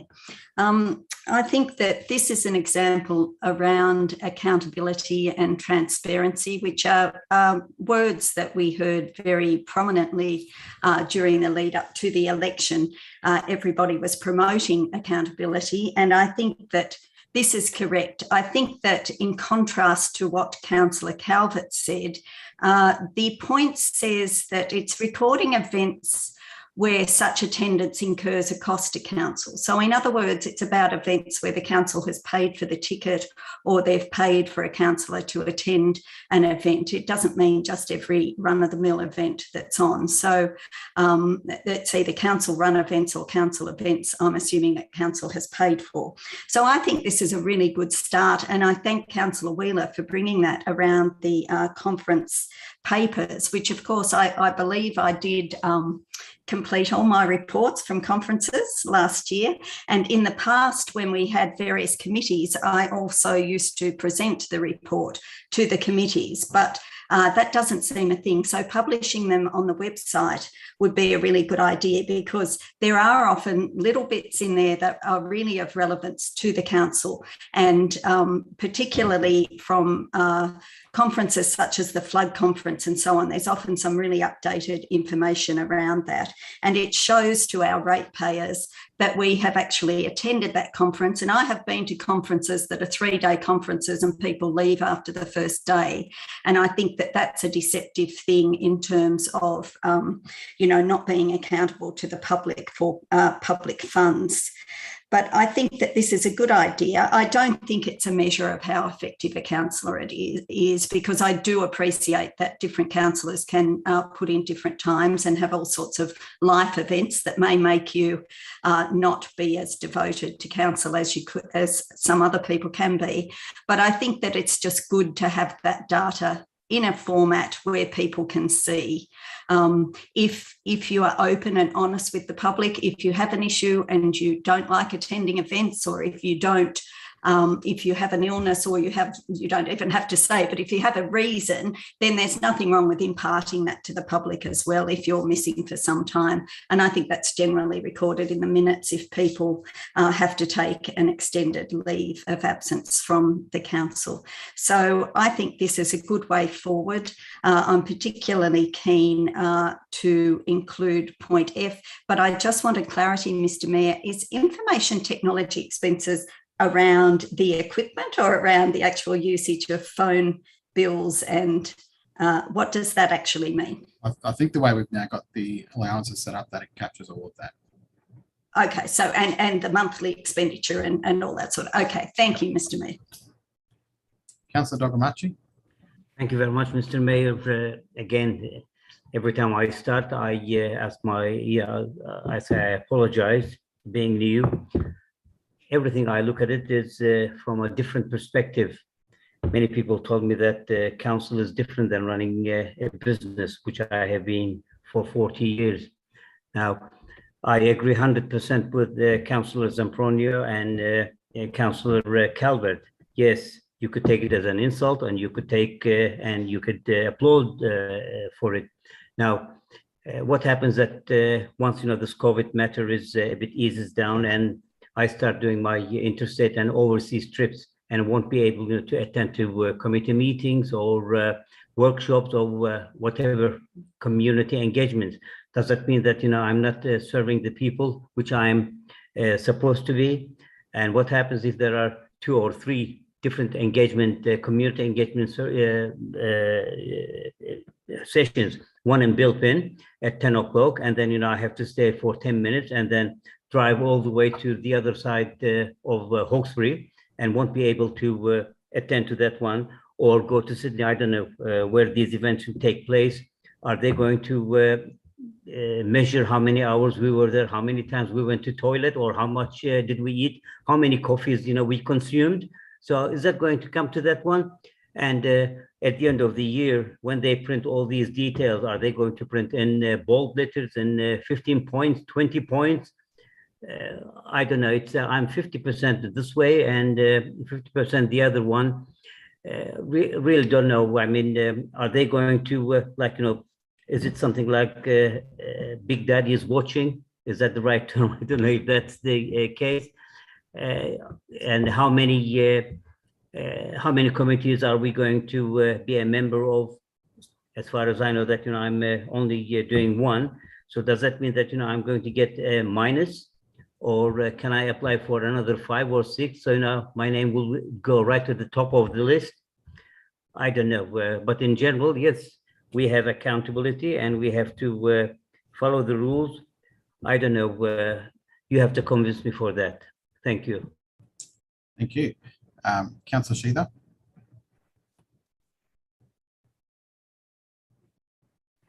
Yeah, thanks, Mr. Mayor. I don't know whether I would have been as harsh as Councillor Kotlash in the comments, but I agree with them. And I know that Councillor Zambrogno would not have intended that within his motion. But in saying that, the public will.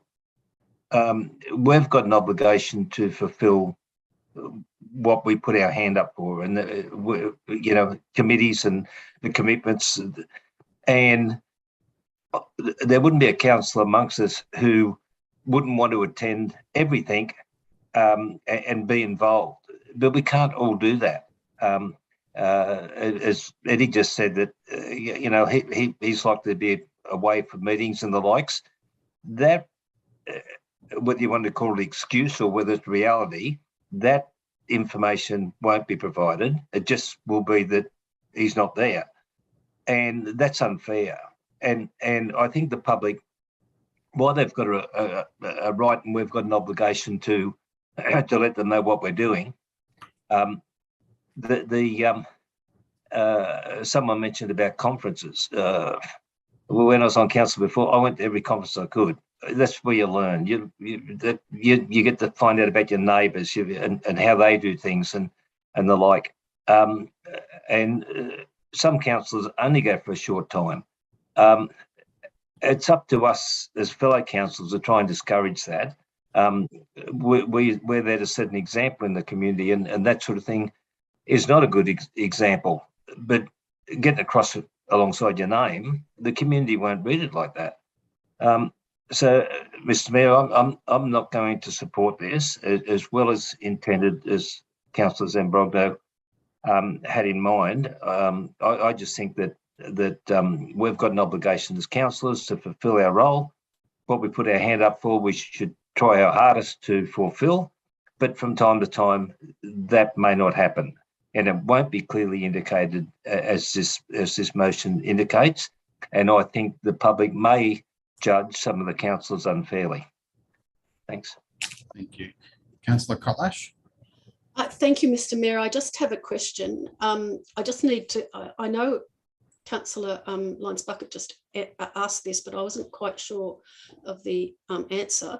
In number 1, part F, the cost of information technology expenses, does that mean that when we fill out our telephone things about how many calls we made, that will get recorded? Is that what that means? That's my understanding. I'll just refer that to the General Manager to be crystal clear.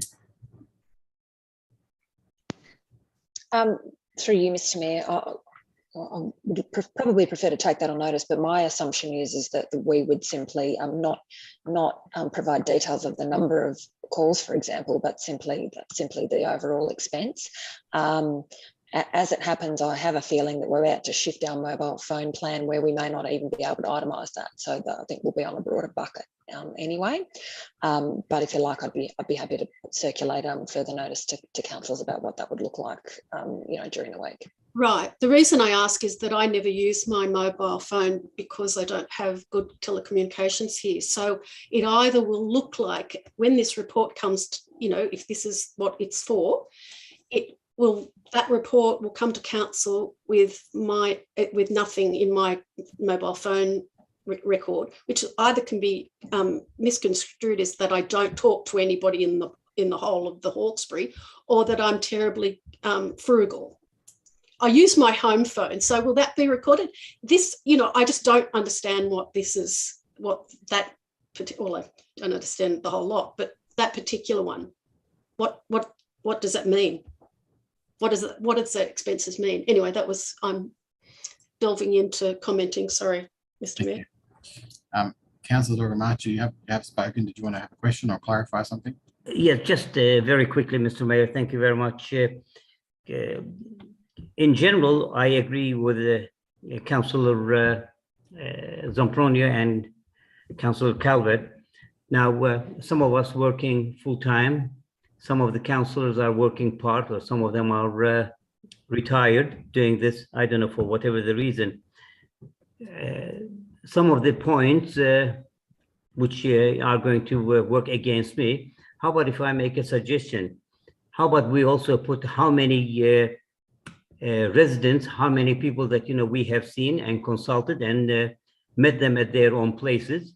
For example, so far I met maybe 50 people. Am I going to put those things down so I could get their votes for the next election? And let's be clear, people most of the time, correct me if I'm wrong, I don't want to sound like cynical, but most of the people, they attend to these meetings or engagements or whatever it is, just to make sure that their face will be seen there and photos will be taken and videos will be played, so they could secure more votes for the next election. Correct me if I'm wrong. So in my case, Councillor Dorgamachi, you have already spoken, so each councillor does its speak on that. Okay.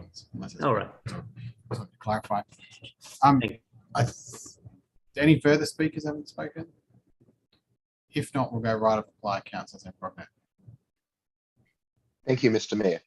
What a storm in a teacup. Look, unlike some of my colleagues, I am not afraid of, nor am I insulted by, the prospect of accountability. That's what this is about, accountability. And rather than wringing their hands about the way that the public will interpret this, let me re-emphasise the point that I started with. Most of the information that I'm asking for here is simply a re-presentation of information that is already collected and already public. I'm simply, in the most part, asking for it to be tabulated, collated, and presented in a way that is digestible, accessible to people annually or at the end of the term. That's it, no more. There are significant issues of public interest here. Our accountability with public funds, that we do the very minimum that's required of us in our roles, which is that we turn up and that we do the job. All of this sophistry about whether we go to a meeting for 2 hours or 10 minutes, whether we sit in the back row, or whether we do a song and dance act on the stage, that's not what this is about. There are many other things that people will use to judge at the end of the term whether a person is worthy of re-election. The degree of engagement that we have with our broader community, the community groups that we're members of, the residents that we sit down with, our perception of issues, the research that we do behind the scenes, they're not captured by this, but they're not meant to. This is simply a tabulation of information relating to which committees or conferences or workshops or council meetings we attend. So, you know, in the interest of public accountability, I think this is simple, obvious, and worthy. Thank you. Thanks. Now, if we get the motion down from the screen, please. Okay, we'll put the motion. All those in favour, please raise your hand. In favour of the motion are Councillor Connolly, Councillor Jurek, Councillor Lyons-Bucket, Councillor Wheeler, Councillor Reardon, Councillor Weigel, Councillor Zembrocco, Councillor Dr. Marchi, Councillor Richards. Against, Councillor Calvert, Councillor Kotlash, Councillor Sheether. Declare it carried. Our next item is item 31, Mulgrave Railway Station Car Park. Councillor Weigel will move that. Is there a seconder? Seconded, Councillor Kotlash. Discussion, Councillor Weigel? Yeah, thank you. Listen, just before I start, I'd just like to acknowledge Peter Ryan, the president of the Pittown Progress Association, because doing pre-poll back in, when was it, December, I think it was, or just prior to that, you know, you get to talk to people standing out there and just, you know, before we do this, it was down at Windsor and he raised a couple of concerns just in conversation. And one was Mulgrave Railway Station. And he said that as an association, they were going down and cleaning up the rubbish, shopping trolleys. Car parking was a safety hazard and security lighting was basically a dog, to quote. Now, I spoke to him, I was raising this motion the other week, so he's aware that I'm raising it. And I, again, just want to acknowledge him. But I went, after he spoke to me just before the election, I went and had a look at that station, tick in the box, everything he said was wrong with it was wrong with it. And I went down last week and had a look at it on a Sunday, and most people were parking in the overflow and not in the sill section, which is south of the railway station. So based on that, right, I've got real concerns. So if I can just read the motion, please, if you just give me that minute, that we write to the Minister for Transport, the Honourable David Elliott MP, and the member of Hawkesbury, Robin Preston MP, advise them that the community car park at Mulgrave Station is unsafe in areas. It's inadequate for the number of people who now park right at that station. And just to clarify that, there's a lot of people going down to Mulgrave because there's more car parks down there. I know when my kids were going to university, they were going to other stations other than Windsor, where they could get parking, and that would have been either Clarendon or Mulgrave. As they're unsafe, and it's inadequate for the number of people who now park and ride at the railway station, and especially with the development in Pittown and other areas, dare I say, they're moving there and they're using that station more often than whatnot. Request the New South Wales government install floodlighting for the 3 overflow unsealed parking areas, and requested Transport New South Wales regularly inspect the railway station surrounds. The rubbish that is being dumped illegal or removed if needed. if you go and do a Google search on that station too, all 4 car parks are full. And there's most of the car parks are parked to the north of the station and they cross over the railway line. I've put a couple of photographs in it and it doesn't do it justice, but then again, it may with tyres and a few other things there. If you go and have a look at the Google, you'll find there's a few shopping trolleys in the wrong space. Security lighting is absolutely paramount. We're going into the winter months, and that's one thing that I don't really want to see a great deal of inertia, but I know there's a process. So that's where I stand with it. So I leave it up to your good souls. So thanks. Thank you. Councillor Wheeler. Thanks, Mr. Mayor. I'm wondering if Councillor Weigel would add a request to seal the car park. But at very least, what really functions as the main car park, which is on the McGrath's Hill side, that large parking space on the McGrath's Hill side of the station, which is where people sort of start to park and then they overflow into the other areas. Happy to add that. Yeah, thanks, Councillor Will. Yeah, I don't know how long it'll take to seal it. I don't know where the transport is, but yeah, if you walk the ground, it's unlevel and it's a safety issue, most definitely. Trip hazard, and it's through. If you know the area, which you probably know, it's one's to the north, and there's a dividing fence, I think, and there's a smaller one, and there's one across the road. I think the commuters are parking there. But to have 50 sealed spots under lights not adequate.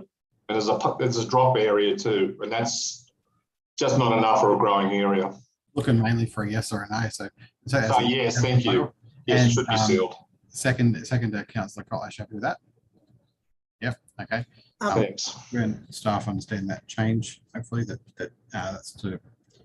So I guess point 2 becomes request the New South Wales Government install floodlighting for the 3 overflow unsealed car park areas and investigate and seal these car park areas. Basically, is that what we're saying? Yes, please. Could I continue, Mr. Mayor? Yes. I've used that car park since I moved here 20 years ago.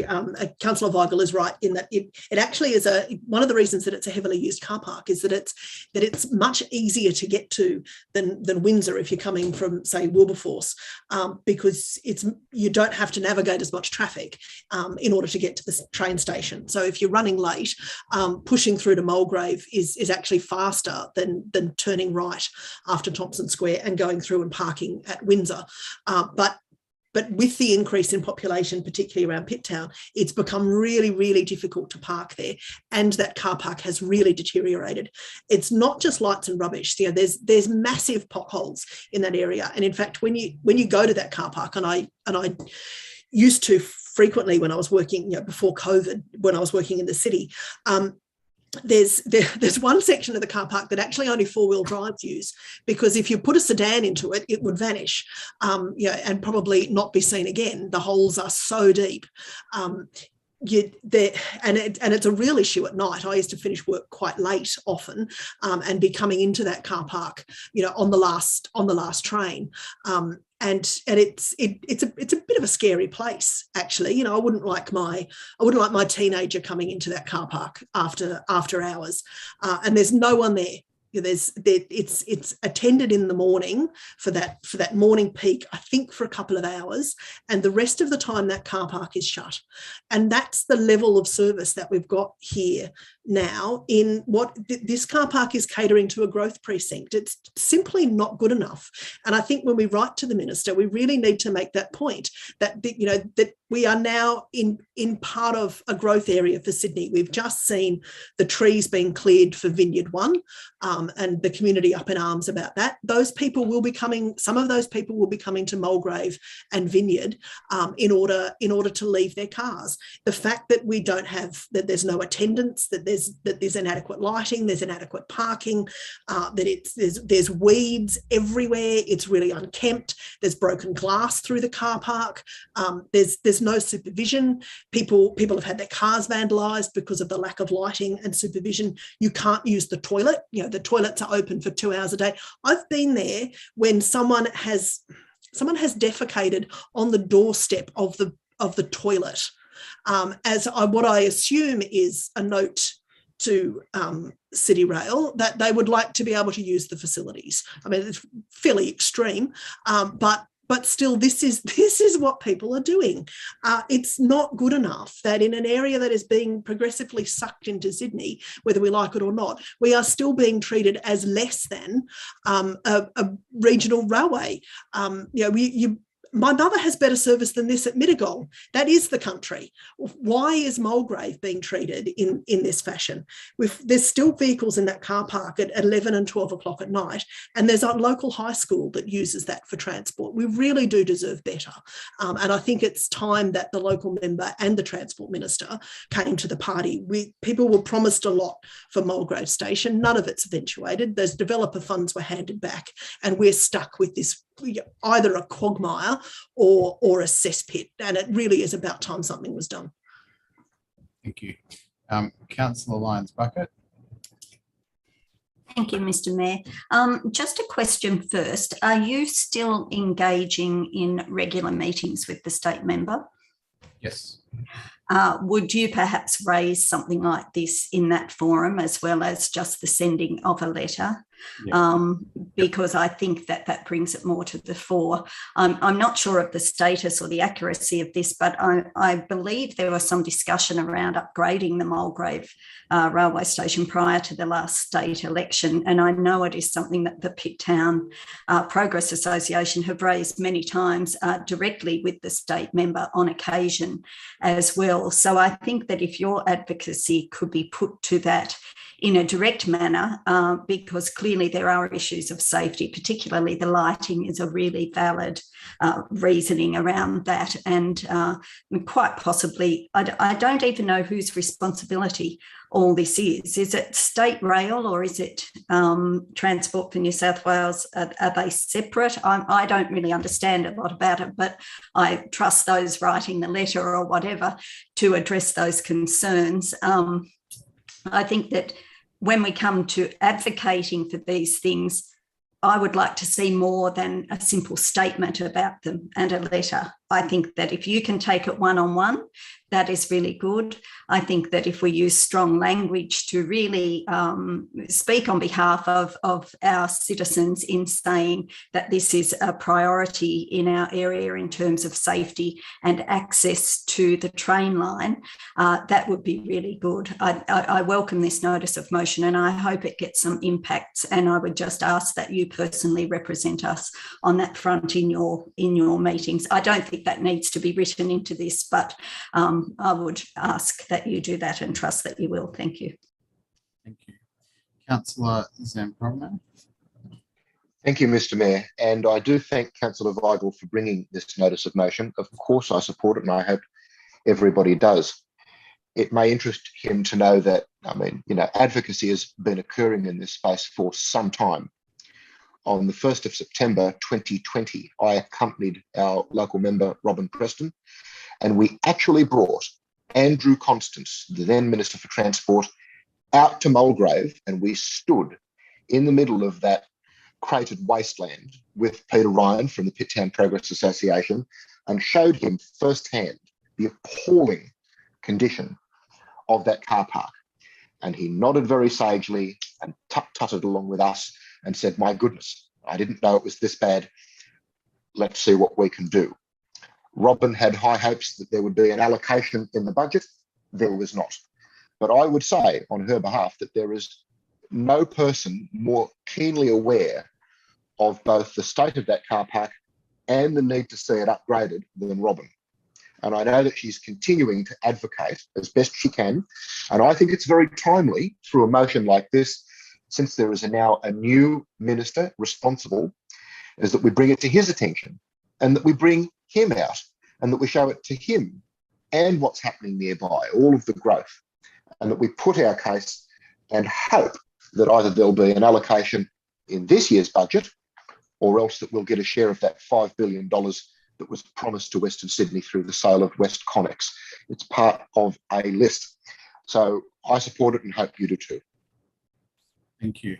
I've had 4 speakers in favour. Anyone speaking against? Councillor Gotlash? I've just got a quick question. Mr. Mayor.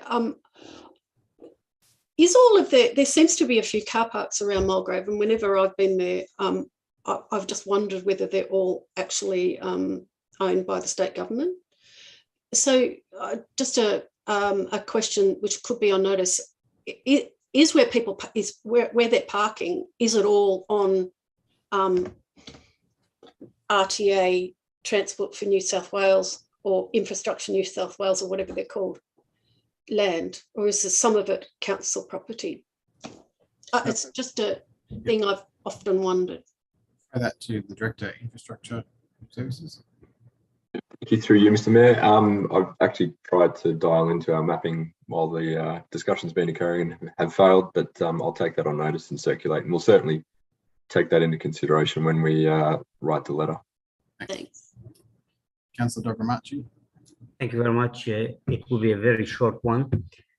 Some of the councillors will remember during the last state election at the Pittown Progress Association, I raised this very question because it was too important to me.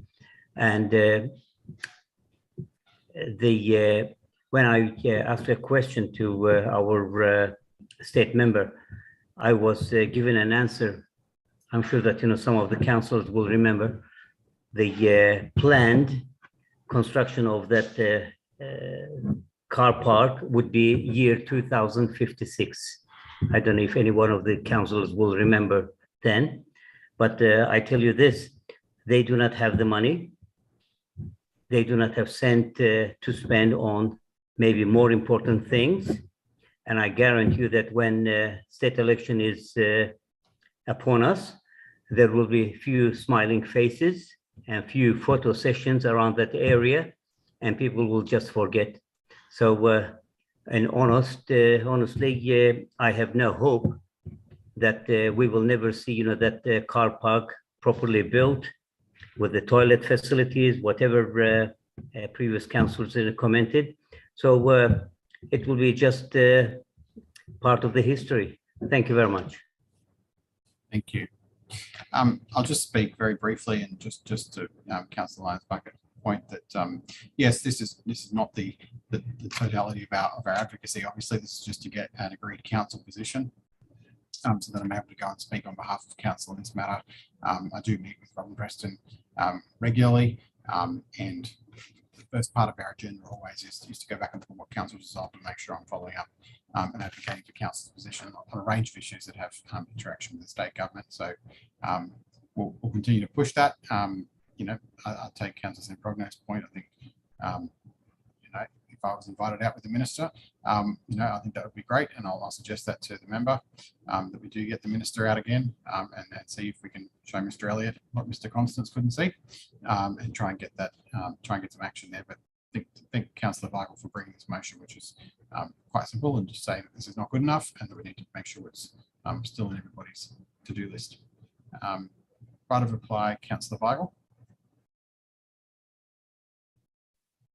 No, just to thank that everybody's supporting the motion, so I appreciate it. But it's a lay down was there, isn't it, really? Okay, with the motion fixed. So thanks. All those in favour of the motion, please raise your hand. In favour of Councillor Connolly, Councillor Sheether, Councillor Wheeler, Councillor Jurek, Councillor Lyons Bucket, Councillor Reardon, Councillor Weigel, Councillor Zamprogno, Councillor Kotlash, Councillor Richards, Councillor Dogramachi, Councillor Calvert. Declare it carried. Next item is notice of motion 3. Councillor Lyons Bucket. Thank you, Mr. Mayor. Seconder? Sorry? You're moving, sorry. Oh, yes, I move the recommendation. Seconder, Councillor Wheeler. Sorry, go ahead. Thank you, Mr. Mayor. Look, this motion is really just translating from a question into a notice of motion, simply to ask for something to be investigated. It's just to understand whether it's feasible to go down a path of authorising some contractors who can be utilised in those times when we have an emergency situation. I know it's an operational matter, so it's outside our role really to be determining it. This is merely a request to investigate and look at it. What our role would be, of course, would be to allocate the funding that may be required for the system set up to do that. I think that we need to be creative in how and when we utilise local resources, especially if it can be used to assist people when it's needed. And I note that the note by management said that this could be considered in ongoing discussions around road maintenance. So this motion then seeks essentially to ensure that this aspect of road maintenance is costed and discussed as part of the overall road maintenance. So this doesn't mean like dealing with issues like Greens Road or these big things that have occurred. It's about minor works that are sometimes needed in our more remote areas. It's been brought up many times over the past few years, and I believe that we should at least investigate it. I don't know if it's the right solution. I have no idea. It's way outside what I know about.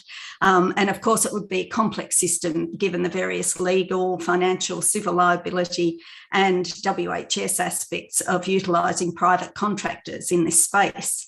However, because we know that we have people out there who are earth movers or they work in this space, and these are the same communities that are impacted by natural disasters. So I think it's worthy of at least getting a cost of what it would be like, and then perhaps we can debate whether it's a good idea or not. This is merely to just have a discussion. It may be cost prohibitive. It may be too much in terms of insurance or in terms of the complexity of it.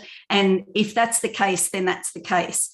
But we know, and I know, that we've had people who have been frustrated that they have been isolated when somebody could have cleared a road or done something like that. We can rely on volunteers from the RFS and so on, but generally when there's a disaster occurring, they're dealing with other issues. So this is about looking at what other arrangements we could have simply for these times of emergency when we have isolated communities, and to look into that and see if we can come up with a solution. My concern is that people will do it anyway, and that's not good. It would be better if we had a formalised response. And we know that the delay and the isolation is frustrating for people if they have someone sitting there with a machine who could deal with it or who could grade a road or something like that, and that would let them come out. I can understand that staff would be concerned perhaps around it, and that's the sort of information that I seek, whether the staff are going to have a problem with it, whether it's too much in terms of risk in our liability. But I do believe that it's something that we should look into, and I stress that this is only in emergency times. It's not to be just utilised at a whim. It's for when we have our resources stretched to a limit and we have somebody who can do a job. How do we authorise them to do the job to restore access in isolated areas? Thank you. Thank you, Councillor. I'll speak in support of the motion. This is something that I've been working on informally, but I think it is a good, far enough onto it now. We should bring this as a conversation to council and try and come up with an approach. It's a very difficult issue. I was during the floods last year, I was making phone calls to people in isolated communities, trying to do some outreach, making sure they knew that we knew they were alive. And one of the things that came up straight away was, especially at Upper Koala Heights, straight away was, better not say the name, but this guy's going to come and clear our road and you're not going to pay him because you're not going to be able to see our road until he clears it so you can get in there. Or we could clear the road, but we're going to have to sit there and wait. And then you probably engage us anyway once you come and look and put the work out. I can understand why that's incredibly frustrating. I can also understand the huge challenge from a procurement perspective that you can't go and authorise work easily for things you haven't seen and you don't know the extent of. So I think it is very complex, but I also think it has to be sorted out because it's a huge frustration for these people that are, could have access to the road, or in many cases do have access to the road and just do it all for free, even though they were the contractor would have engaged to do that work if we'd been there to engage somebody. So I support the motion. I don't know what it's going to look like, but I think we're not the only, can't be the only ones in this situation. There must be some models out there that we can look at that have managed to do this successfully, hopefully. So I think it's a good motion and time to bring it to the forefront. Councillor Kotlash. Thank you, Mr. Mayor. Yeah, I too will support this motion. I want to flip it on its head a bit. I probably would have sort of started it with, because we have these natural disasters, how will we go about supporting the communities that are impacted by such things as road closures and being cut off? Could we think about it in terms of how other councils might come to help us? Because I think in the last, look, I'm not clear on the details of this, but I think Blacktown might have come to our rescue with some equipment. Liverpool did as well. So, I mean, I don't know whether this is already in place, but it would be good to have a sort of a protocol that includes people that have earth moving equipment or big plant equipment, and they're members of the public, or they have those sorts of businesses. So sort of split it between how we might get help from neighbouring councils or other councils that haven't had that sort of impact and might be able to spare us some resources. And then we also have what Councillor Lyons Bucket's getting to here, that we might be able to get some sort of protocols that satisfy all of the myriad of risk and procurement and whatnot. So I guess that doesn't really, I won't ask for an amendment. I was just, that's the problem, isn't it? That we need help. Doesn't matter that it comes from the public or other councils. I guess, I'll just ask a question in wrapping up. Am I right in saying that other councils, neighbouring councils or other councils come to our rescue and help us out at times like this? Yeah, during the March flood, we had help from several other councils, both on the ground and also just logistically. Yep. Yeah. Yep. Thank you. That's it. Councillor Wheeler. Thanks, Mr. Mayor. Just a quick question. Councillor Lyons Bucket has gone some way to answering it. The management note refers to the processes and practices and the work that's been done leading up to the 2022-23 budget. I'm just wondering if the timeline that's referred in that management note will allow this work to be included in that. Is there sufficient time to do that, or will this be sort of a separate thing, I suppose? That to the Director of Infrastructure Services. Through you, Mr. Mayor, we're looking at preparing something for consideration of the 22-23, if not starting beforehand, if we can find the funds under the relevant operational budget. So I'm fairly comfortable with the timelines, that we'd be able to get something back for the consideration of the council prior to the matter of the budget for next year. Great, thank you. Well, I'd really like to see us start, even if this is a bit of a beginning about how we went, because budgeting is one issue, the indemnifying of the people who do the work, and how we organise and control that and follow up on that work, I suppose, is another part of it. I'd like to see us have some discussions about how we do this with other services as well. And I've raised this in the past around using local people for parks management, rubbish collection, toilet cleaning, that sort of thing. Because in an LGA of this size, we certainly saw when we were discussing the rubbish collection and toilets at last year at Upper Koala, that the tyranny of distance seems to be one of the reasons for our low servicing patterns for those spaces. So I think we need to have a broader discussion about how we really localise our workforce, not just to the LGA, but to these areas in our LGA as a means of dealing with the vast space that we look after. And in part, I think this constant amalgamation of councils that we've seen over the last 40 odd years has meant that we have centralised these services more and more, where, you know, when Koala Council was in play, for example, then there wouldn't have been sending road crews such enormous distances. And yet we today we do. We've got communities doing this now. We need to have formal arrangements.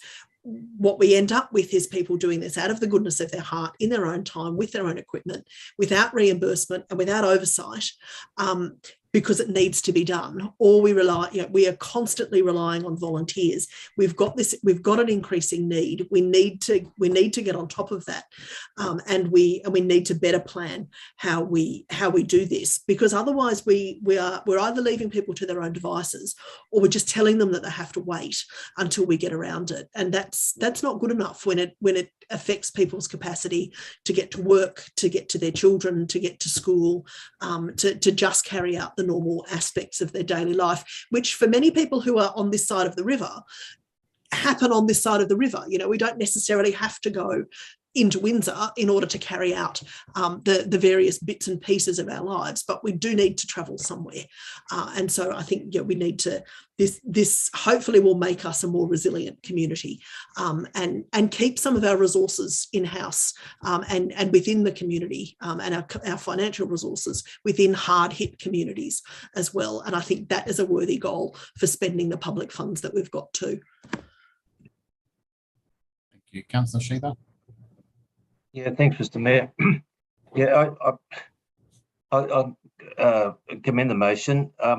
And just to carry on from Councillor Wheeler, the Sports Council had nearly 20 grounds closed for 8 months because we couldn't deal with the issues.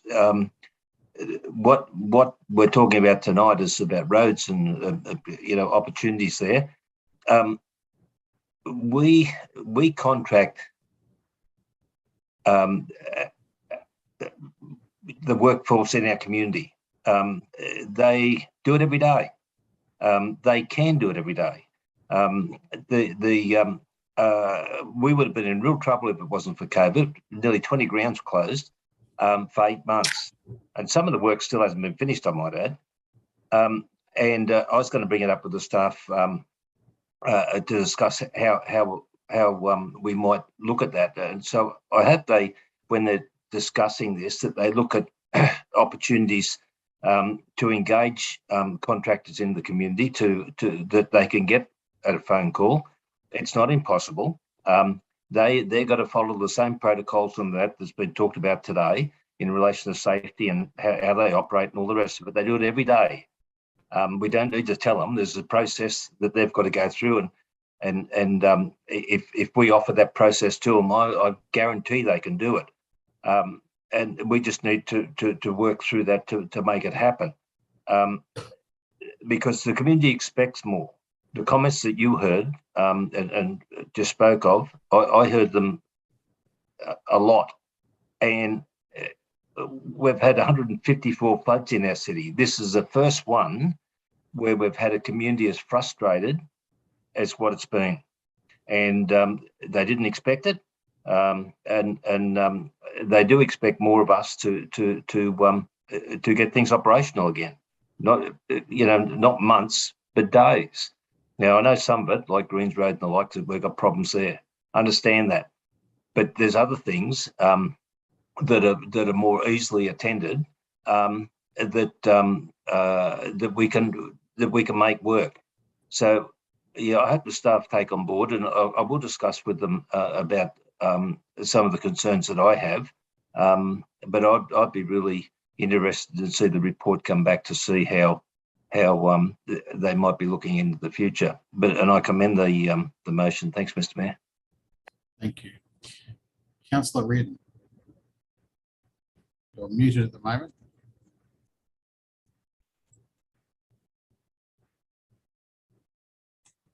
Yes, thank you, Mr. Mayor. As members of the Disaster Committee, this is the sort of information we need to get together for our forward planning for the next thing that's going to happen, that will happen, next natural disaster, which will happen in the Hawkesbury. I think it's very valuable to have this all together. Thank you. Being no further discussion, do any right of reply, Councillor Lyons Bucket? Thank you, Mr. Mayor, and thank you everyone for those contributions. I think that, yes, this is just a small start. There's, as everybody has identified, there's many ways we could expand on this. Certainly what Councillor Wheeler and Councillor Sheether raised about moving it into other areas. I deliberately kept it small to just simply get some idea around the complexities and the legalities and so on with it to begin with, so that we can look at then maybe, I guess, expanding it. And Councillor Reardon is correct, it would go into a disaster management plan. And of course, the things that Councillor Kotlash raised around having the assistance of other councils would be part of an overall resilience plan, I would think. And something we really need to look at is, of course, the interface with other councillors and how we share resources. We have a number of borders that are also very vulnerable to natural disaster. So our border with Blue Mountains up at Mount Tomah, out on the Putty where we border with Cessnock Council, or where we border with Hornsby and so on, anywhere that we have a border, we need to work out how those resources, particularly if we have a road closure on either side, how we would get the various equipment to those sort of places. So I think that this is a good start, that we can see if we can get something in place. And I hope that this can be something that we can all work with to expand it and to include the very valuable resources we have out in our community who are more than willing to help. But we don't want their eagerness to be too much when there needs to be some sort of controls around it. So I look forward to hearing I'm not seeing the staff jumping up and down about it, but I look forward to hearing what they come up with in this regard. Thank you. Thanks. With the motion, all those in favour, please raise your hand. Favour, Councillor Connolly, Councillor Sheether, Councillor Wheeler, Councillor Jurek, Councillor Lyons Bucket, Councillor Reardon, Councillor Vial, Councillor Zambromno, Councillor Kotlash, Councillor Richards, Councillor Dobermatch, and Councillor Calvert. Declare it carried. That was our final matter for discussion. So thank you, everybody.